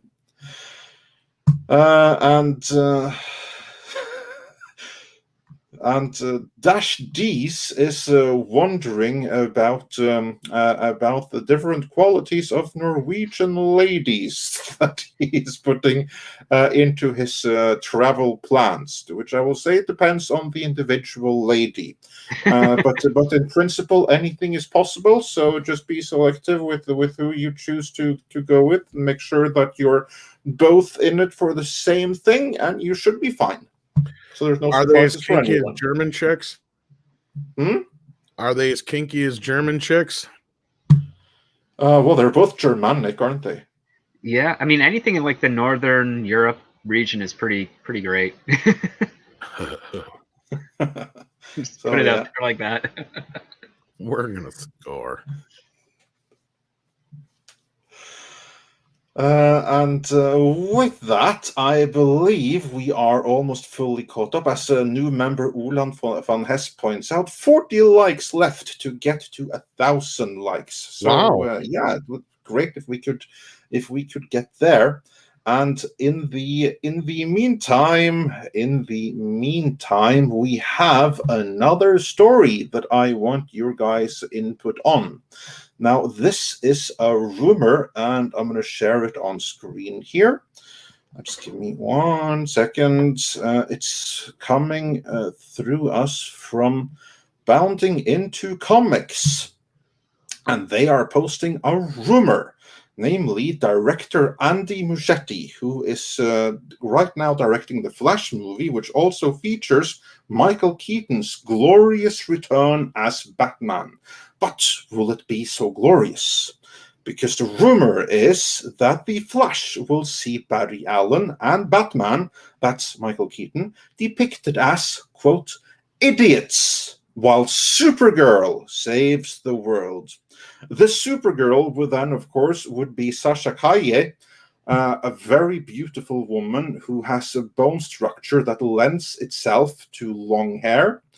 But they have made her a little bit more comic book accurate, at least where hair is concerned, and it doesn't really work with her face, so there is that.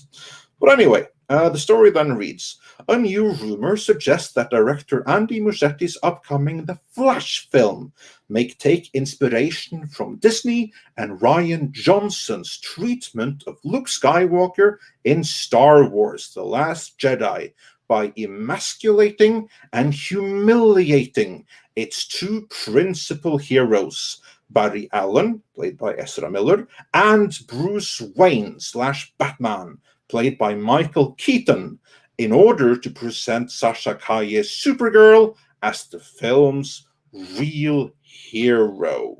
Well, I would hardly call anything Ezra Miller has done with the Flash masculine to begin with. So yeah, that is like my one thing about this story here is that emasculating that particular Flash. Yeah, okay, fine. He's already emasculated to begin with, or demasculated to begin with. The damage is done there. I mean, so just carry on. Like, just let him be himself. Job done already. But Michael Keaton's Batman, bringing him back only to Rian Johnson him. If that's true, that's a very different matter. It would be. And the other part too is like Keaton does love the fact that he played Batman, and he came back to the role. He's not the type of guy. I mean, unless he can think of some sort of comedic element to it, because again, he likes to tell jokes. I don't think he would buy into that interpretation of the character unless there was some sort of joke that everybody could be in on for that to make sense. Like, that's just outside of what I understand Keaton to be as a performer. Yeah. Well, we don't know about that then, because Bounding Into Comics then refer to Cosmic Book News And then they say, the news outlet feels that this attempt by Muschietti and Warner Bros. To imitate Disney's treatment of Luke Skywalker in The Last Jedi is being done for the sake of political correctness. Now, granted, that is not something that comes directly from the studio. That is someone's interpretation of the situation. Let us stress that. But it would certainly go with earlier statements that we have heard from that camp. I mean, let us not forget the statement that came from the president of Warner Media on the eve of the release of the Snyder Cut, where she basically came out and said, yeah, we're not continuing this. We're going to move in a much more safe and diverse and inclusive direction, which isn't really that true to the comics, because that's not a priority. Safe, diverse, and inclusive are the key words going forward. And these would be the same people producing this against that backdrop. Are these rumors that they might have Luke Skywalker, Batman, hard to believe? Well, do we have any quote from Andy Muschietti to extrapolate the rumor a little more, or is this like overheard stuff during the production? No, the source of this apparently is in a recently leaked featurette meant to serve as a promo for the upcoming DC film. Muschietti can be heard referring to Justice League. That is not the powerful Justice League that we all know, before making an ambiguous reference to half solar-powered alien and 2 idiots, adding, I embrace the fact that these underdogs are going to save the world. So, what we have here then is a leaked featurette that we haven't seen and that is not linked to, but in it, Muschietti then apparently refers to the trio of Batman, the Flash, and Supergirl as half solar-powered alien and 2 idiots. So it at least confirms that this Supergirl is the daughter of Superman and possibly like a Lois Lane, and part of Keaton's universe. Yeah. So that's interesting. But to refer, for us to infer that it's Flash and Keaton as are being the idiots that Muschietti is talking about is not really a stretch. I mean, it feels like that's going to be what it is. Yeah. That's not a really great way to kind of sell your movie. I mean, if you want to say that they're undergods because Batman is old and he can't do as much and Flash is new and they have to reconcile that, that's one way to frame it.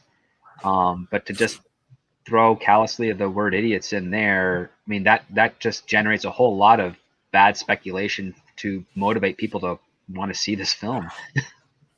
Yeah, that's because I have to admit that this is a movie I'm actually excited for. When we learned this before it was made public, we were actually among the very first to report on this, courtesy of our good friend Mikey Sutton, that Michael Keaton was in talks to come back at some capacity.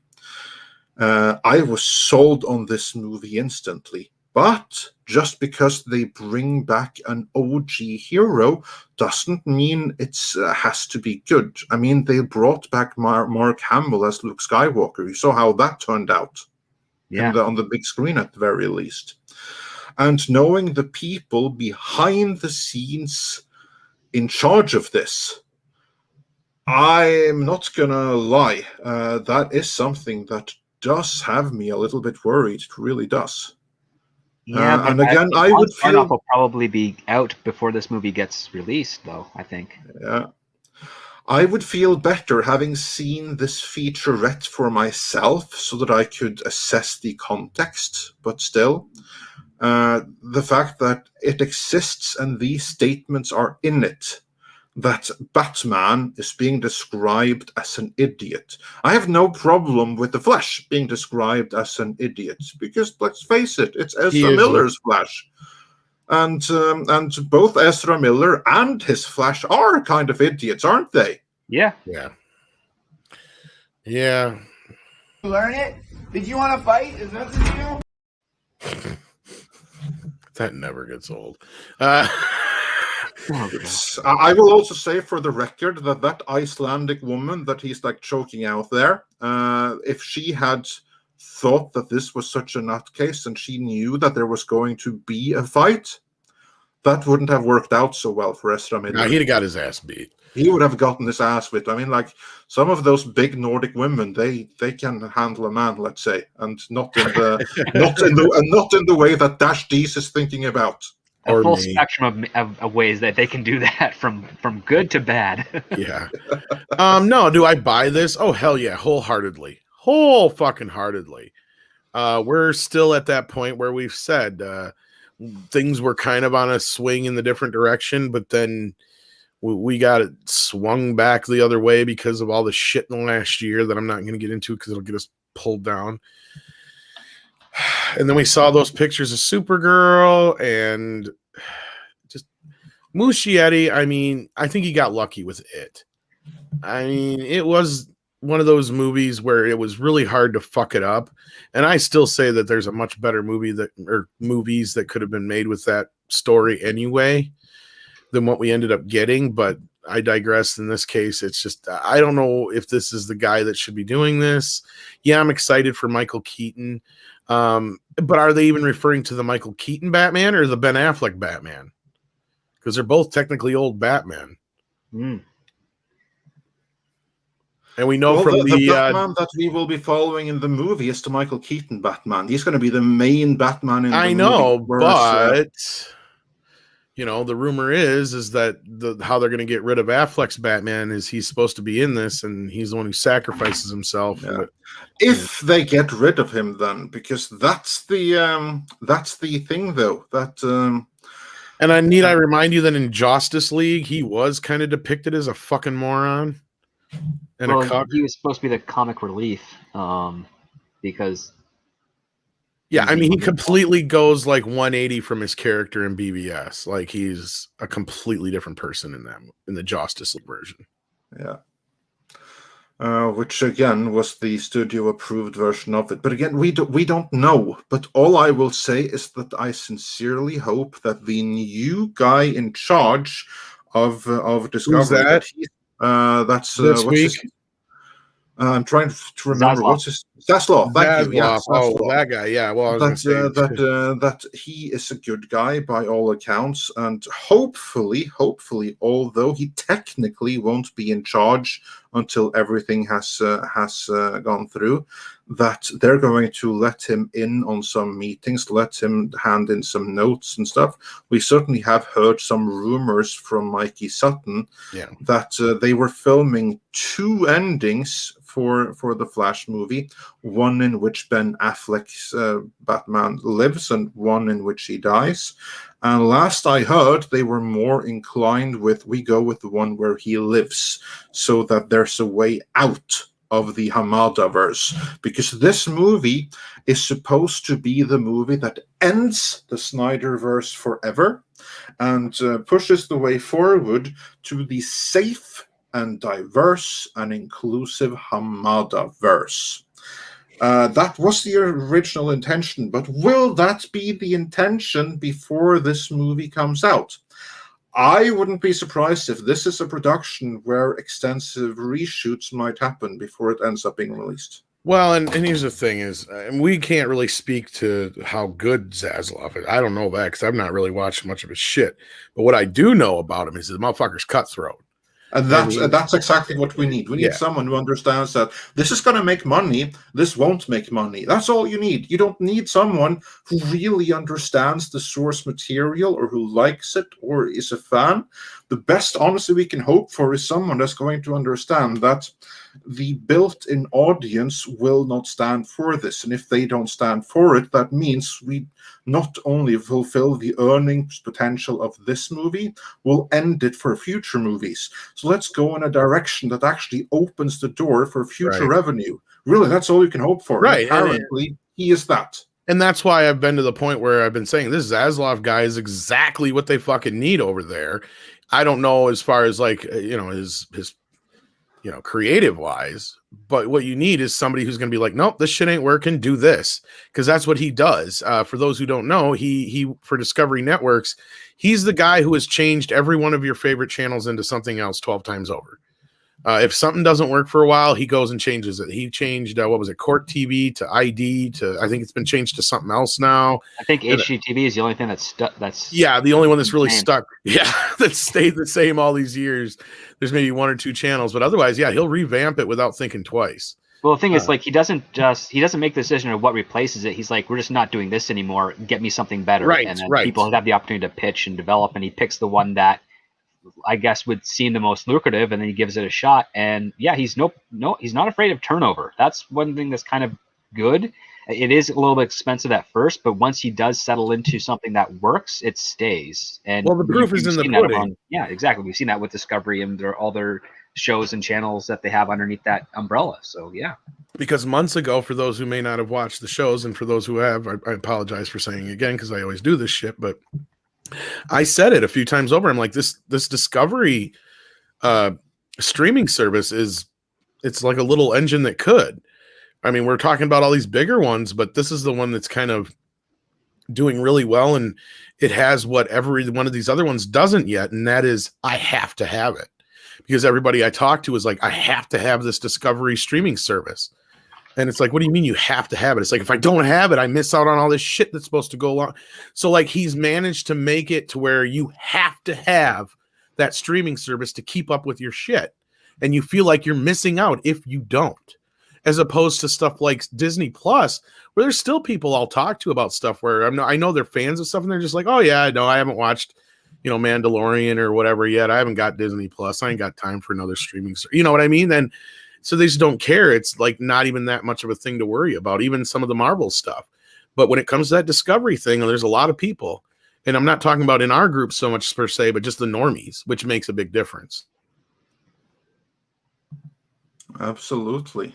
So I think if that guy can bring that to the table for HBO Max, that opens up the door big time. Like these two companies coming together, I said it before and I'll say it again. I think it's going to be a bigger deal than we think it is, especially if it goes through. Because I think this guy knows how to probably revamp HBO Max and make it work. Because that was one thing we said from the start. It has the potential. It has all the stuff on there that most people want to see. What it doesn't have is the availability in some places, obviously. But beyond that, it's a piece of shit to work with. And it's expensive, but if it wouldn't be so bad if it was expensive, if I couldn't have to go through 12 different steps to find what I'm looking for. Well, the interface stuff is very expensive. I don't know if interface, that's the word I was looking for. Interface. I don't know if that can be really changed by just one person, but I mean, it's going to be a very expensive thing to do. No, but I think he'll see that as an issue. I mean, that's the thing is, it was if the Discovery's interface is better. They could just copy that over to HBO Max, and there you go, because it's all going to be under one roof. So we'll have to wait and see. Yeah. And as far as what he could do with DC, and that's where we said before, going back to that, is I think he'll take a look at it and it's like, what are you doing? You have a fan base here you're fucking ignoring. And you have all this other stuff going on that works. I think he'll be like, there's no reason you can't have multiple universes going on at the same time. And not only that, why are we ignoring these Snyder fans?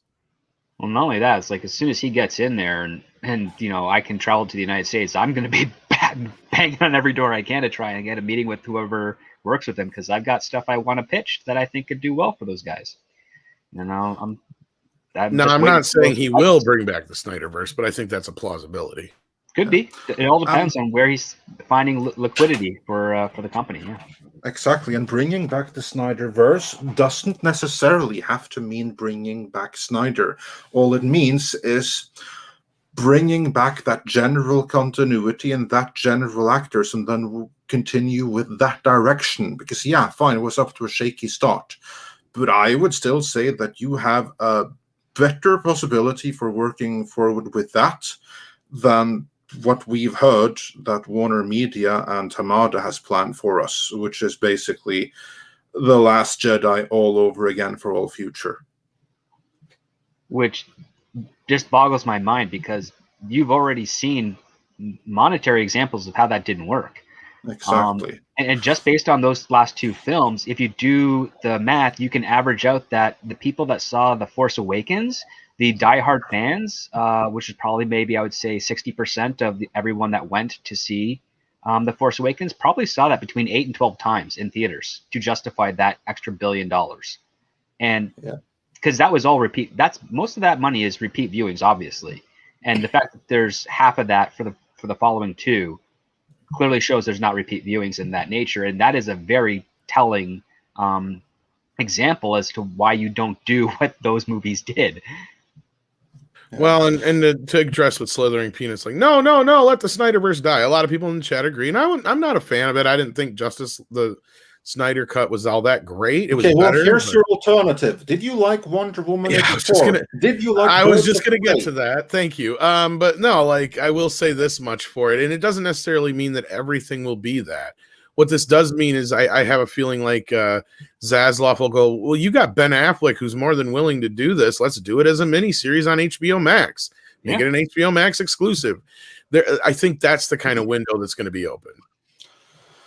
Yeah, and here's like the thing that what the current people have planned, it's more Birds of Prey and more Wonder Woman 84. Yeah, it was the other point. Full-on identity politics. That's what they have planned. That's the alternative to the Snyderverse.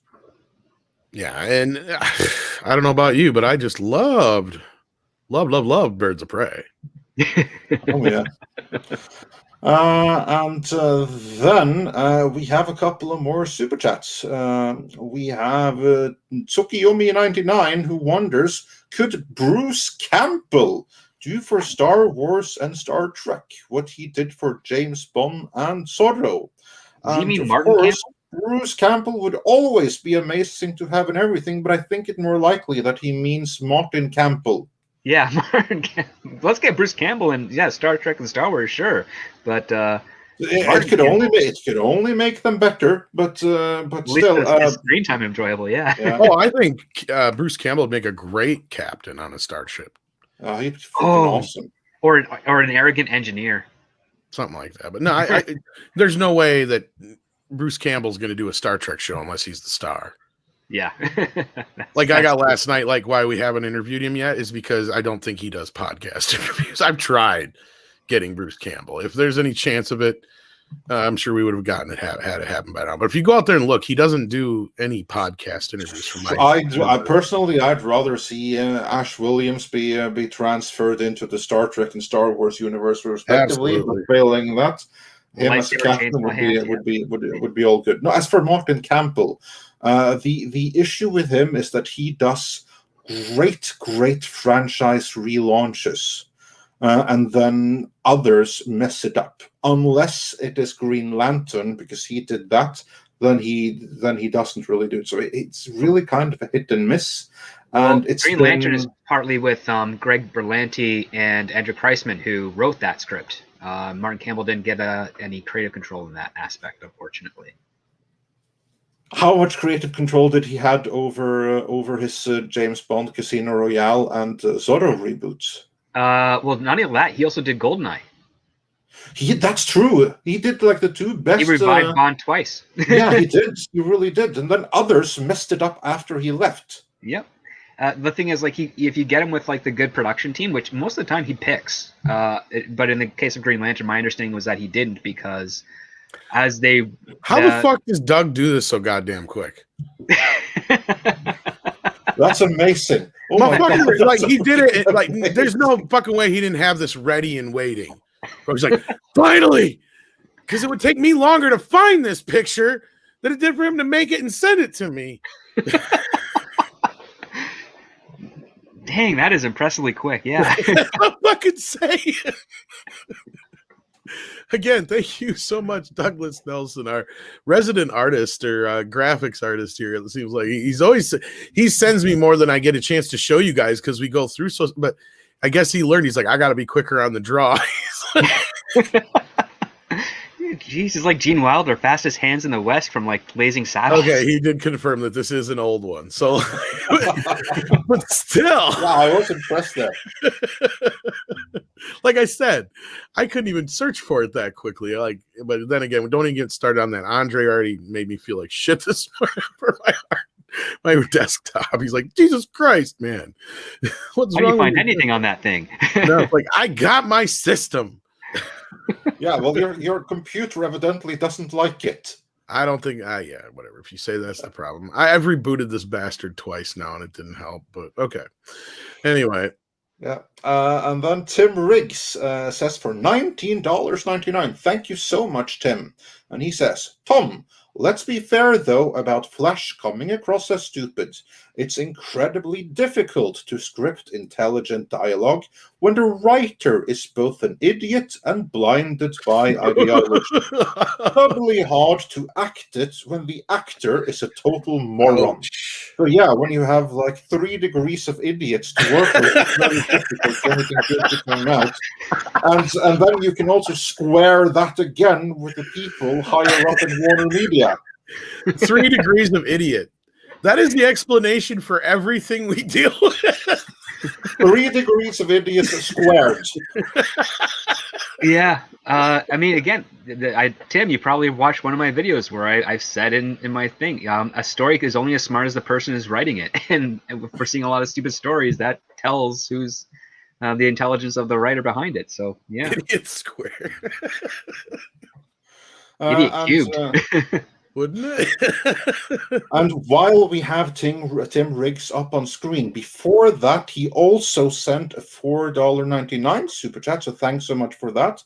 I can no longer bring that up on screen, but while we have this one, he also said, I drank more than a fifth to celebrate the 4th. Still maintained well enough to send forth this super chat on the 5th. Keep it up, Midnight Central. Thank you, and keep up your puns. Again, that's true poetry. Very good. Script approves. 3 degrees of idiot sounds like a new show for me. That's everything we deal with, and that's the thing I don't understand. These things go through so many hands and places. It's like, how the fuck do you get to this point? And Mark Waitner says we missed a super chat. Have we not gotten to it yet, or did we miss it, Andre? Mark Whitener, let's see. I'll do a quick refresh here, and we'll see if we haven't gotten to it or if we missed it from before. We shall find that out very, very soon. Andre is very diligent with the super chats, though. So yeah. Let's see here. Yeah, we did miss it. Sorry about that. Sorry about that. Yeah, but thanks for reminding us. Mark Whitener said for Whitner or Whitener? Not anyway, sure. Mark says for $5. Tom, thoughts on Batman versus TMNT? Was Nickelodeon involved? And any info on Last Robin on Netflix? Don't know anything about Last Robin on Netflix. Sorry about that. But my knowledge of TMNT Batman was that Nickelodeon lent them to Warner Brothers. And as far as enjoying it, I enjoyed it quite a bit, actually. There was only one point of contention I had with the damn thing, and it's the same thing that's carried over from. This has got to be something they added to the comics somewhere, because it's in the fucking stupid movies too now, where you turn into your spirit animal. Oh yeah, I fucking hate Mortal that. Kombat animality crap. I fucking hate that. I was about to say, keep that shit in Mortal Kombat, and ideally, don't even use it there. It was so easy and simple in the original cartoon, where they just went and got a warthog and a fucking rhinoceros, and all they had to do is just say, yeah, just inject them with some blood or mix the blood with the mutagen or whatever. That would have worked for me. This idea that you turn into your spirit animal is just so strange. That is my only point of contention with that. Otherwise, I fucking loved it. I loved the hell out of it. The animation was a little, I don't know if the term dry or kind of muted, or they could have put more. The thing with the DC animated films is they've gotten more into the computer realm of using computers instead of hand drawn. The quality has kind of gotten really sterile. It has, yeah. And also, sadly, like I know there's a big fan for those DC animated films, but I would say if you take a look at their entire pantheon, there's way more bad than good, but the good are really, really good. Yeah, and this is up there with the better of them. Yeah. So I would definitely recommend it if you've not seen it. I thought it was really fun. A lot of fun. Have you seen it, Script? I did see it. I also just saw recently the Long Halloween Part 1, which I thought was pretty terrible, personally. Just ouch. Yeah. That's not speaking of animation was okay, but like they did not find a proper narrative for the story. And it's based off of a okay comic book, a popular comic book, but it's okay. I mean, it's got a very intriguing mystery to it, but there are far better Batman stories. I will say that in the Batman TMNT, it was some of the better renditions of the characters in recent years, for sure. Yep. Oh yeah. Like it definitely was. It's definitely worth it. Have you seen it yet, Andre, or no? No, I have not. I think you'd enjoy it as far as animated films go. I really have to catch up on the DC animated stuff. There's only a handful, like Script was saying, anymore that are worth a shit. Someone has to send me a list far of and the few worthwhile between ones. anymore, yeah. And ideally, I'll email you something. yeah, please do. I'd be interested in that. The last good one I remember was The Dark Knight Returns, and even that was close. And then if I'm waiting, somebody's probably got it out there. That if somebody recut The Killing Joke, that was decent. Just cut out all the excess crap. Just do it as the short film with just the shit from the comic, and I bet it works just fine. Yeah, I would say that's probably We have to leave it to a fan editor, because the studio certainly found a way to mess that up in ways no one would have imagined. Well, because they wanted to make it a full fucking fledged movie when it should have just been a short film, and they could have mixed it. I can respect that. It's just that they found the wrong way of doing it. Yeah, what they should have done is just done like I said, they should have released it as a short film before BBS. But since they didn't do that, what they could have done is done like an anthology movie and just done it with like 2 or 3 other short DC stories that are probably a little bit more adult oriented. So yeah, there are many ways to go about it. Also, on that note, Nephilim says, "I love the Snyderverse. I'm all in on DC now." So yeah, maybe he wasn't when it was still going on, but I think that's the case. I think the Snyderverse has more supporters now than it did when it was going strong, because let's face it, mistakes were made. Nephilim also says that Beware of Batman is the best DC anime based. Is that a movie or is that an episode of something? That's the TV show. There was a CG series called Beware the Batman, which was okay. I watched. I remember the controversy because they rendered the first season where the bad guys had actual guns, and that did not track well, so they had to change it to laser pistols. Oh my god! Well, that doesn't sound. That was years ago. That was before. The first season was pretty good from my recollection, but I didn't really stick with it. Yeah. And then we have a couple of other super chats as well. There's one I can no longer bring up on screen. Sorry about that. But Daniel sent us for $20. Thank you so much. And for that, he said, "I used to find it confusing how actors like Patrick Stewart, Mark Hamill, and Harrison Ford could ruin their own legacies, if not their own masculinity. Shouldn't professional pride prevent this? Seems they only care for cash." This is actually a worthwhile topic to discuss, so I'm going to take the effort of trying to bring this one up on screen while we are talking about, see if it's possible to do, and then we'll deal with Ray Young's super chat after that. See if we can bring this one up. Yeah, this is the best thing that I can do. Script, your thoughts on that? Have Patrick Stewart, Mark Hamill, and Harrison Ford no professional pride for taking part in ruining their own legacy and masculinity? Well, when it comes to Harrison Ford, he hates Han Solo, so I don't actually. I don't think he has any pride in that character at all. He's wanted that character dead since Empire Strikes Back. That has more to do with the fact that I think Han Solo is a lot more closely in reality to Harrison Ford than Harrison Ford is comfortable with. Harrison Ford wishes he was a lot smarter, which is why he loves Indiana Jones, because he is a very intelligent character and inventive. Mark Hamill, I think he saw an opportunity and realized that he wanted to satisfy the fans, and I think he was kind of hoodwinked more so.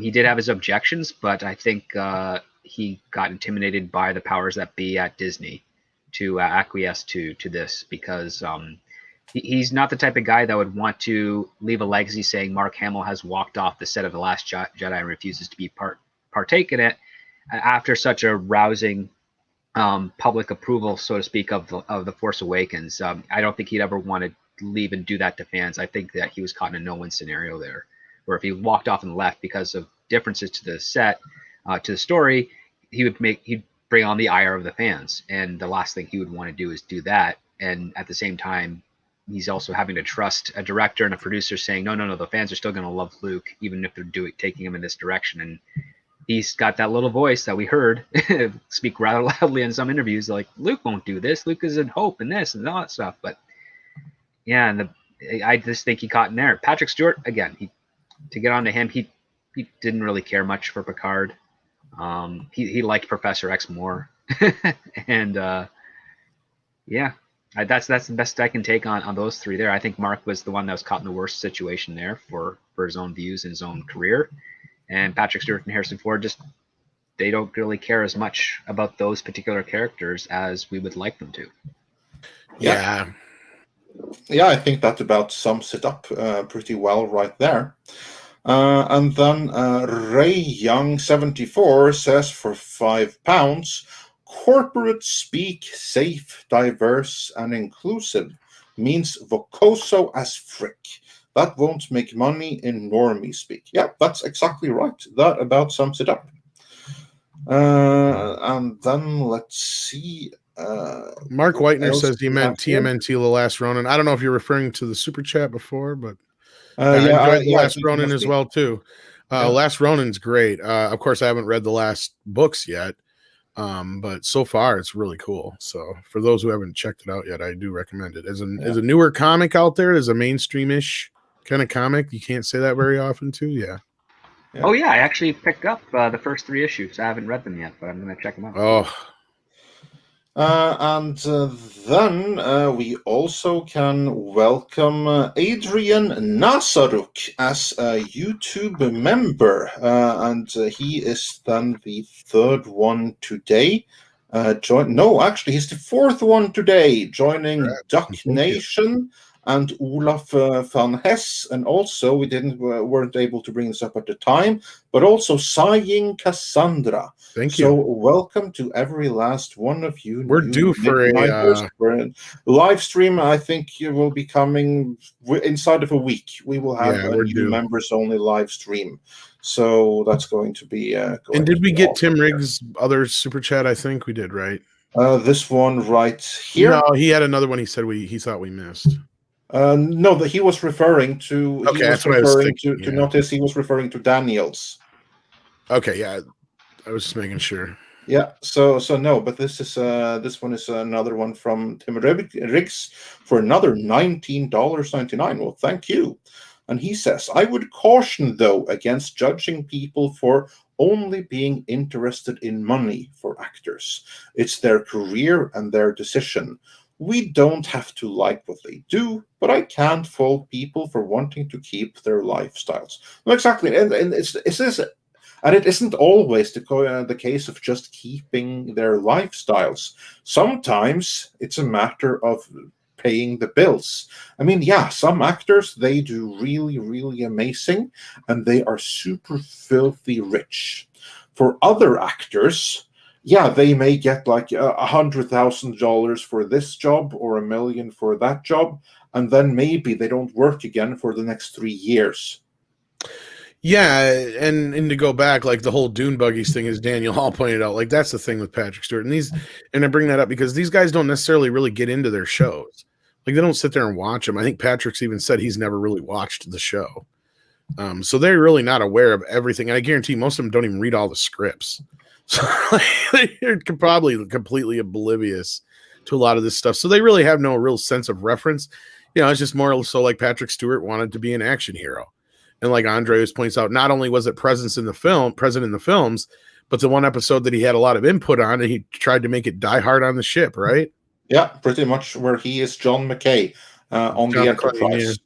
Sorry, McLean. Yeah, that's what I meant. I was thinking yippee, yippee, yay, McKay, or whatever the hell he's saying. Yippee! Yippee-ki-yay, motherfucker! Yeah, that was it. And Captain Binome or Binome. Binomi says for $5 Canadian. Sorry, is there a new Batman TMNT? Because I saw the original movie. There was no spirit animal stuff. They used mutagen the same as always. That's what I'm talking about. And he follows up with, I know the spirit animal happens. That's what I mean. And in the 2K3 series, so maybe they're getting it all mixed up. No, ever since they brought this in, they used to have it to where you at least had to come into contact with whatever creature it was in the original kind of cartoon mythos. In the original comics, it was just the animals themselves would mutate. And then if humans were mutated, they would turn into like super shredder kind of things usually. I'm talking about, that exact thing was where they just bring out the spirit animals because they really highlighted it in Out of the Shadows when Bebop and Rocksteady just become what they become because of their spirit animals and shit. I fucking hate that. And yes, I know the mutagen is also involved, which is fine. But like to me, it's like, how hard was it to just have one vial of ooze that had like a vial of blood dumped in it that was like rhinoceros blood and the other one that was warthog blood? It's just that simple. To me, I can buy that a little bit better than just the whole spirit animal thing. It just, to me, that is redonkulous. Yeah. And with that, we are fully caught up. But before we let you go, Mexican Iron Man points out that his spirit animal is a taco truck. Get over here. I'm hungry. That is nice. And before you go, Gary is live, so when you do head out of here, head on over there and tell him we sent you. There's the link in the chat there, so you can head on. And before you go, we do have to highlight one more thing.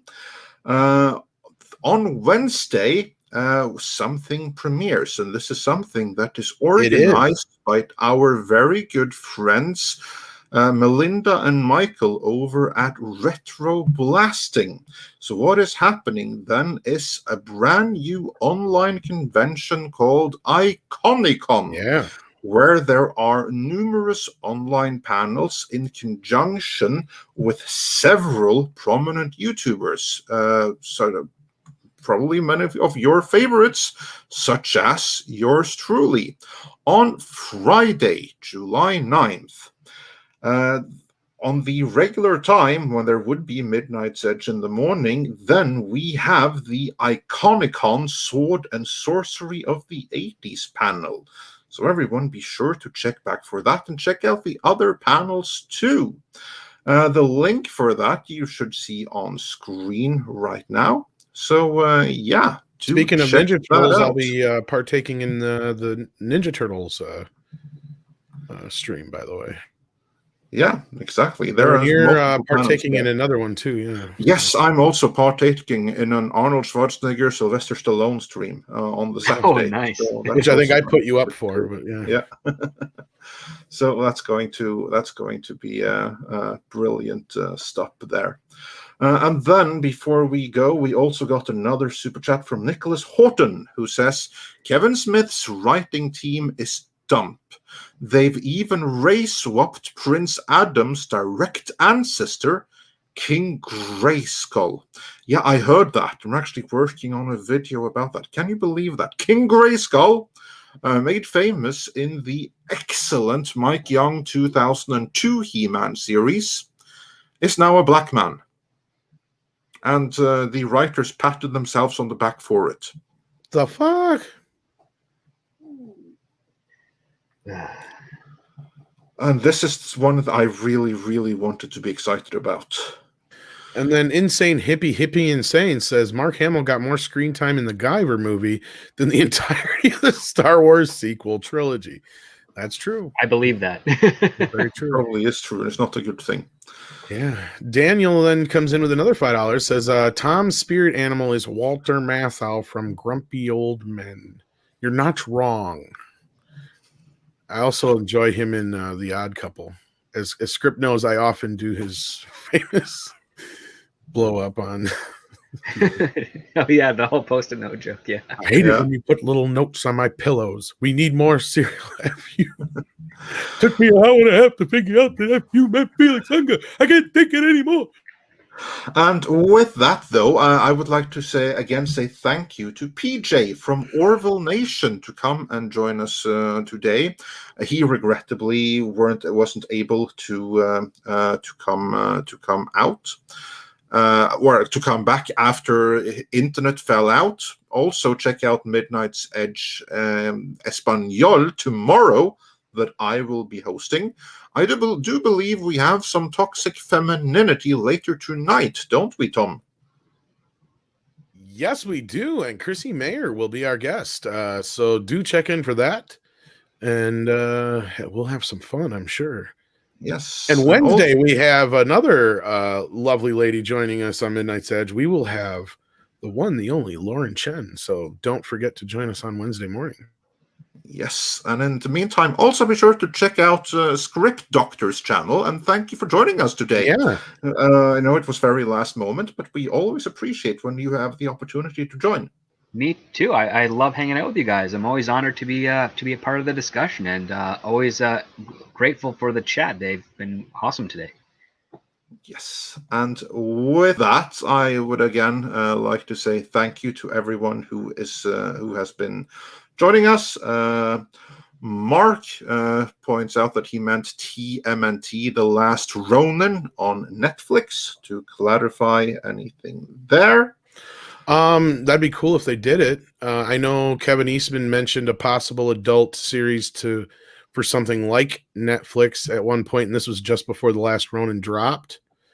So I've got reason to believe maybe he was insinuating that that's possibly what they do. And oddly enough, in the comic, Old April looks just like Linda Hamilton. So I wonder if that's maybe their casting choice on that. That'd be interesting. But no, that would be really cool if they did that. I haven't heard anything official. If there's something official, that's news to me. But I do know there was talks of a possible adult Netflix type series, which probably would wind up on Paramount Plus anyway, but still. That's always in the realm of possibility. It would be a first for Ninja Turtles, that's for sure. Mm-hmm. So yeah. I'll check out and see if there's any official news, but that's pretty cool if that happens. Anyway, anything other than that, let's do some koalas in the rain, kids.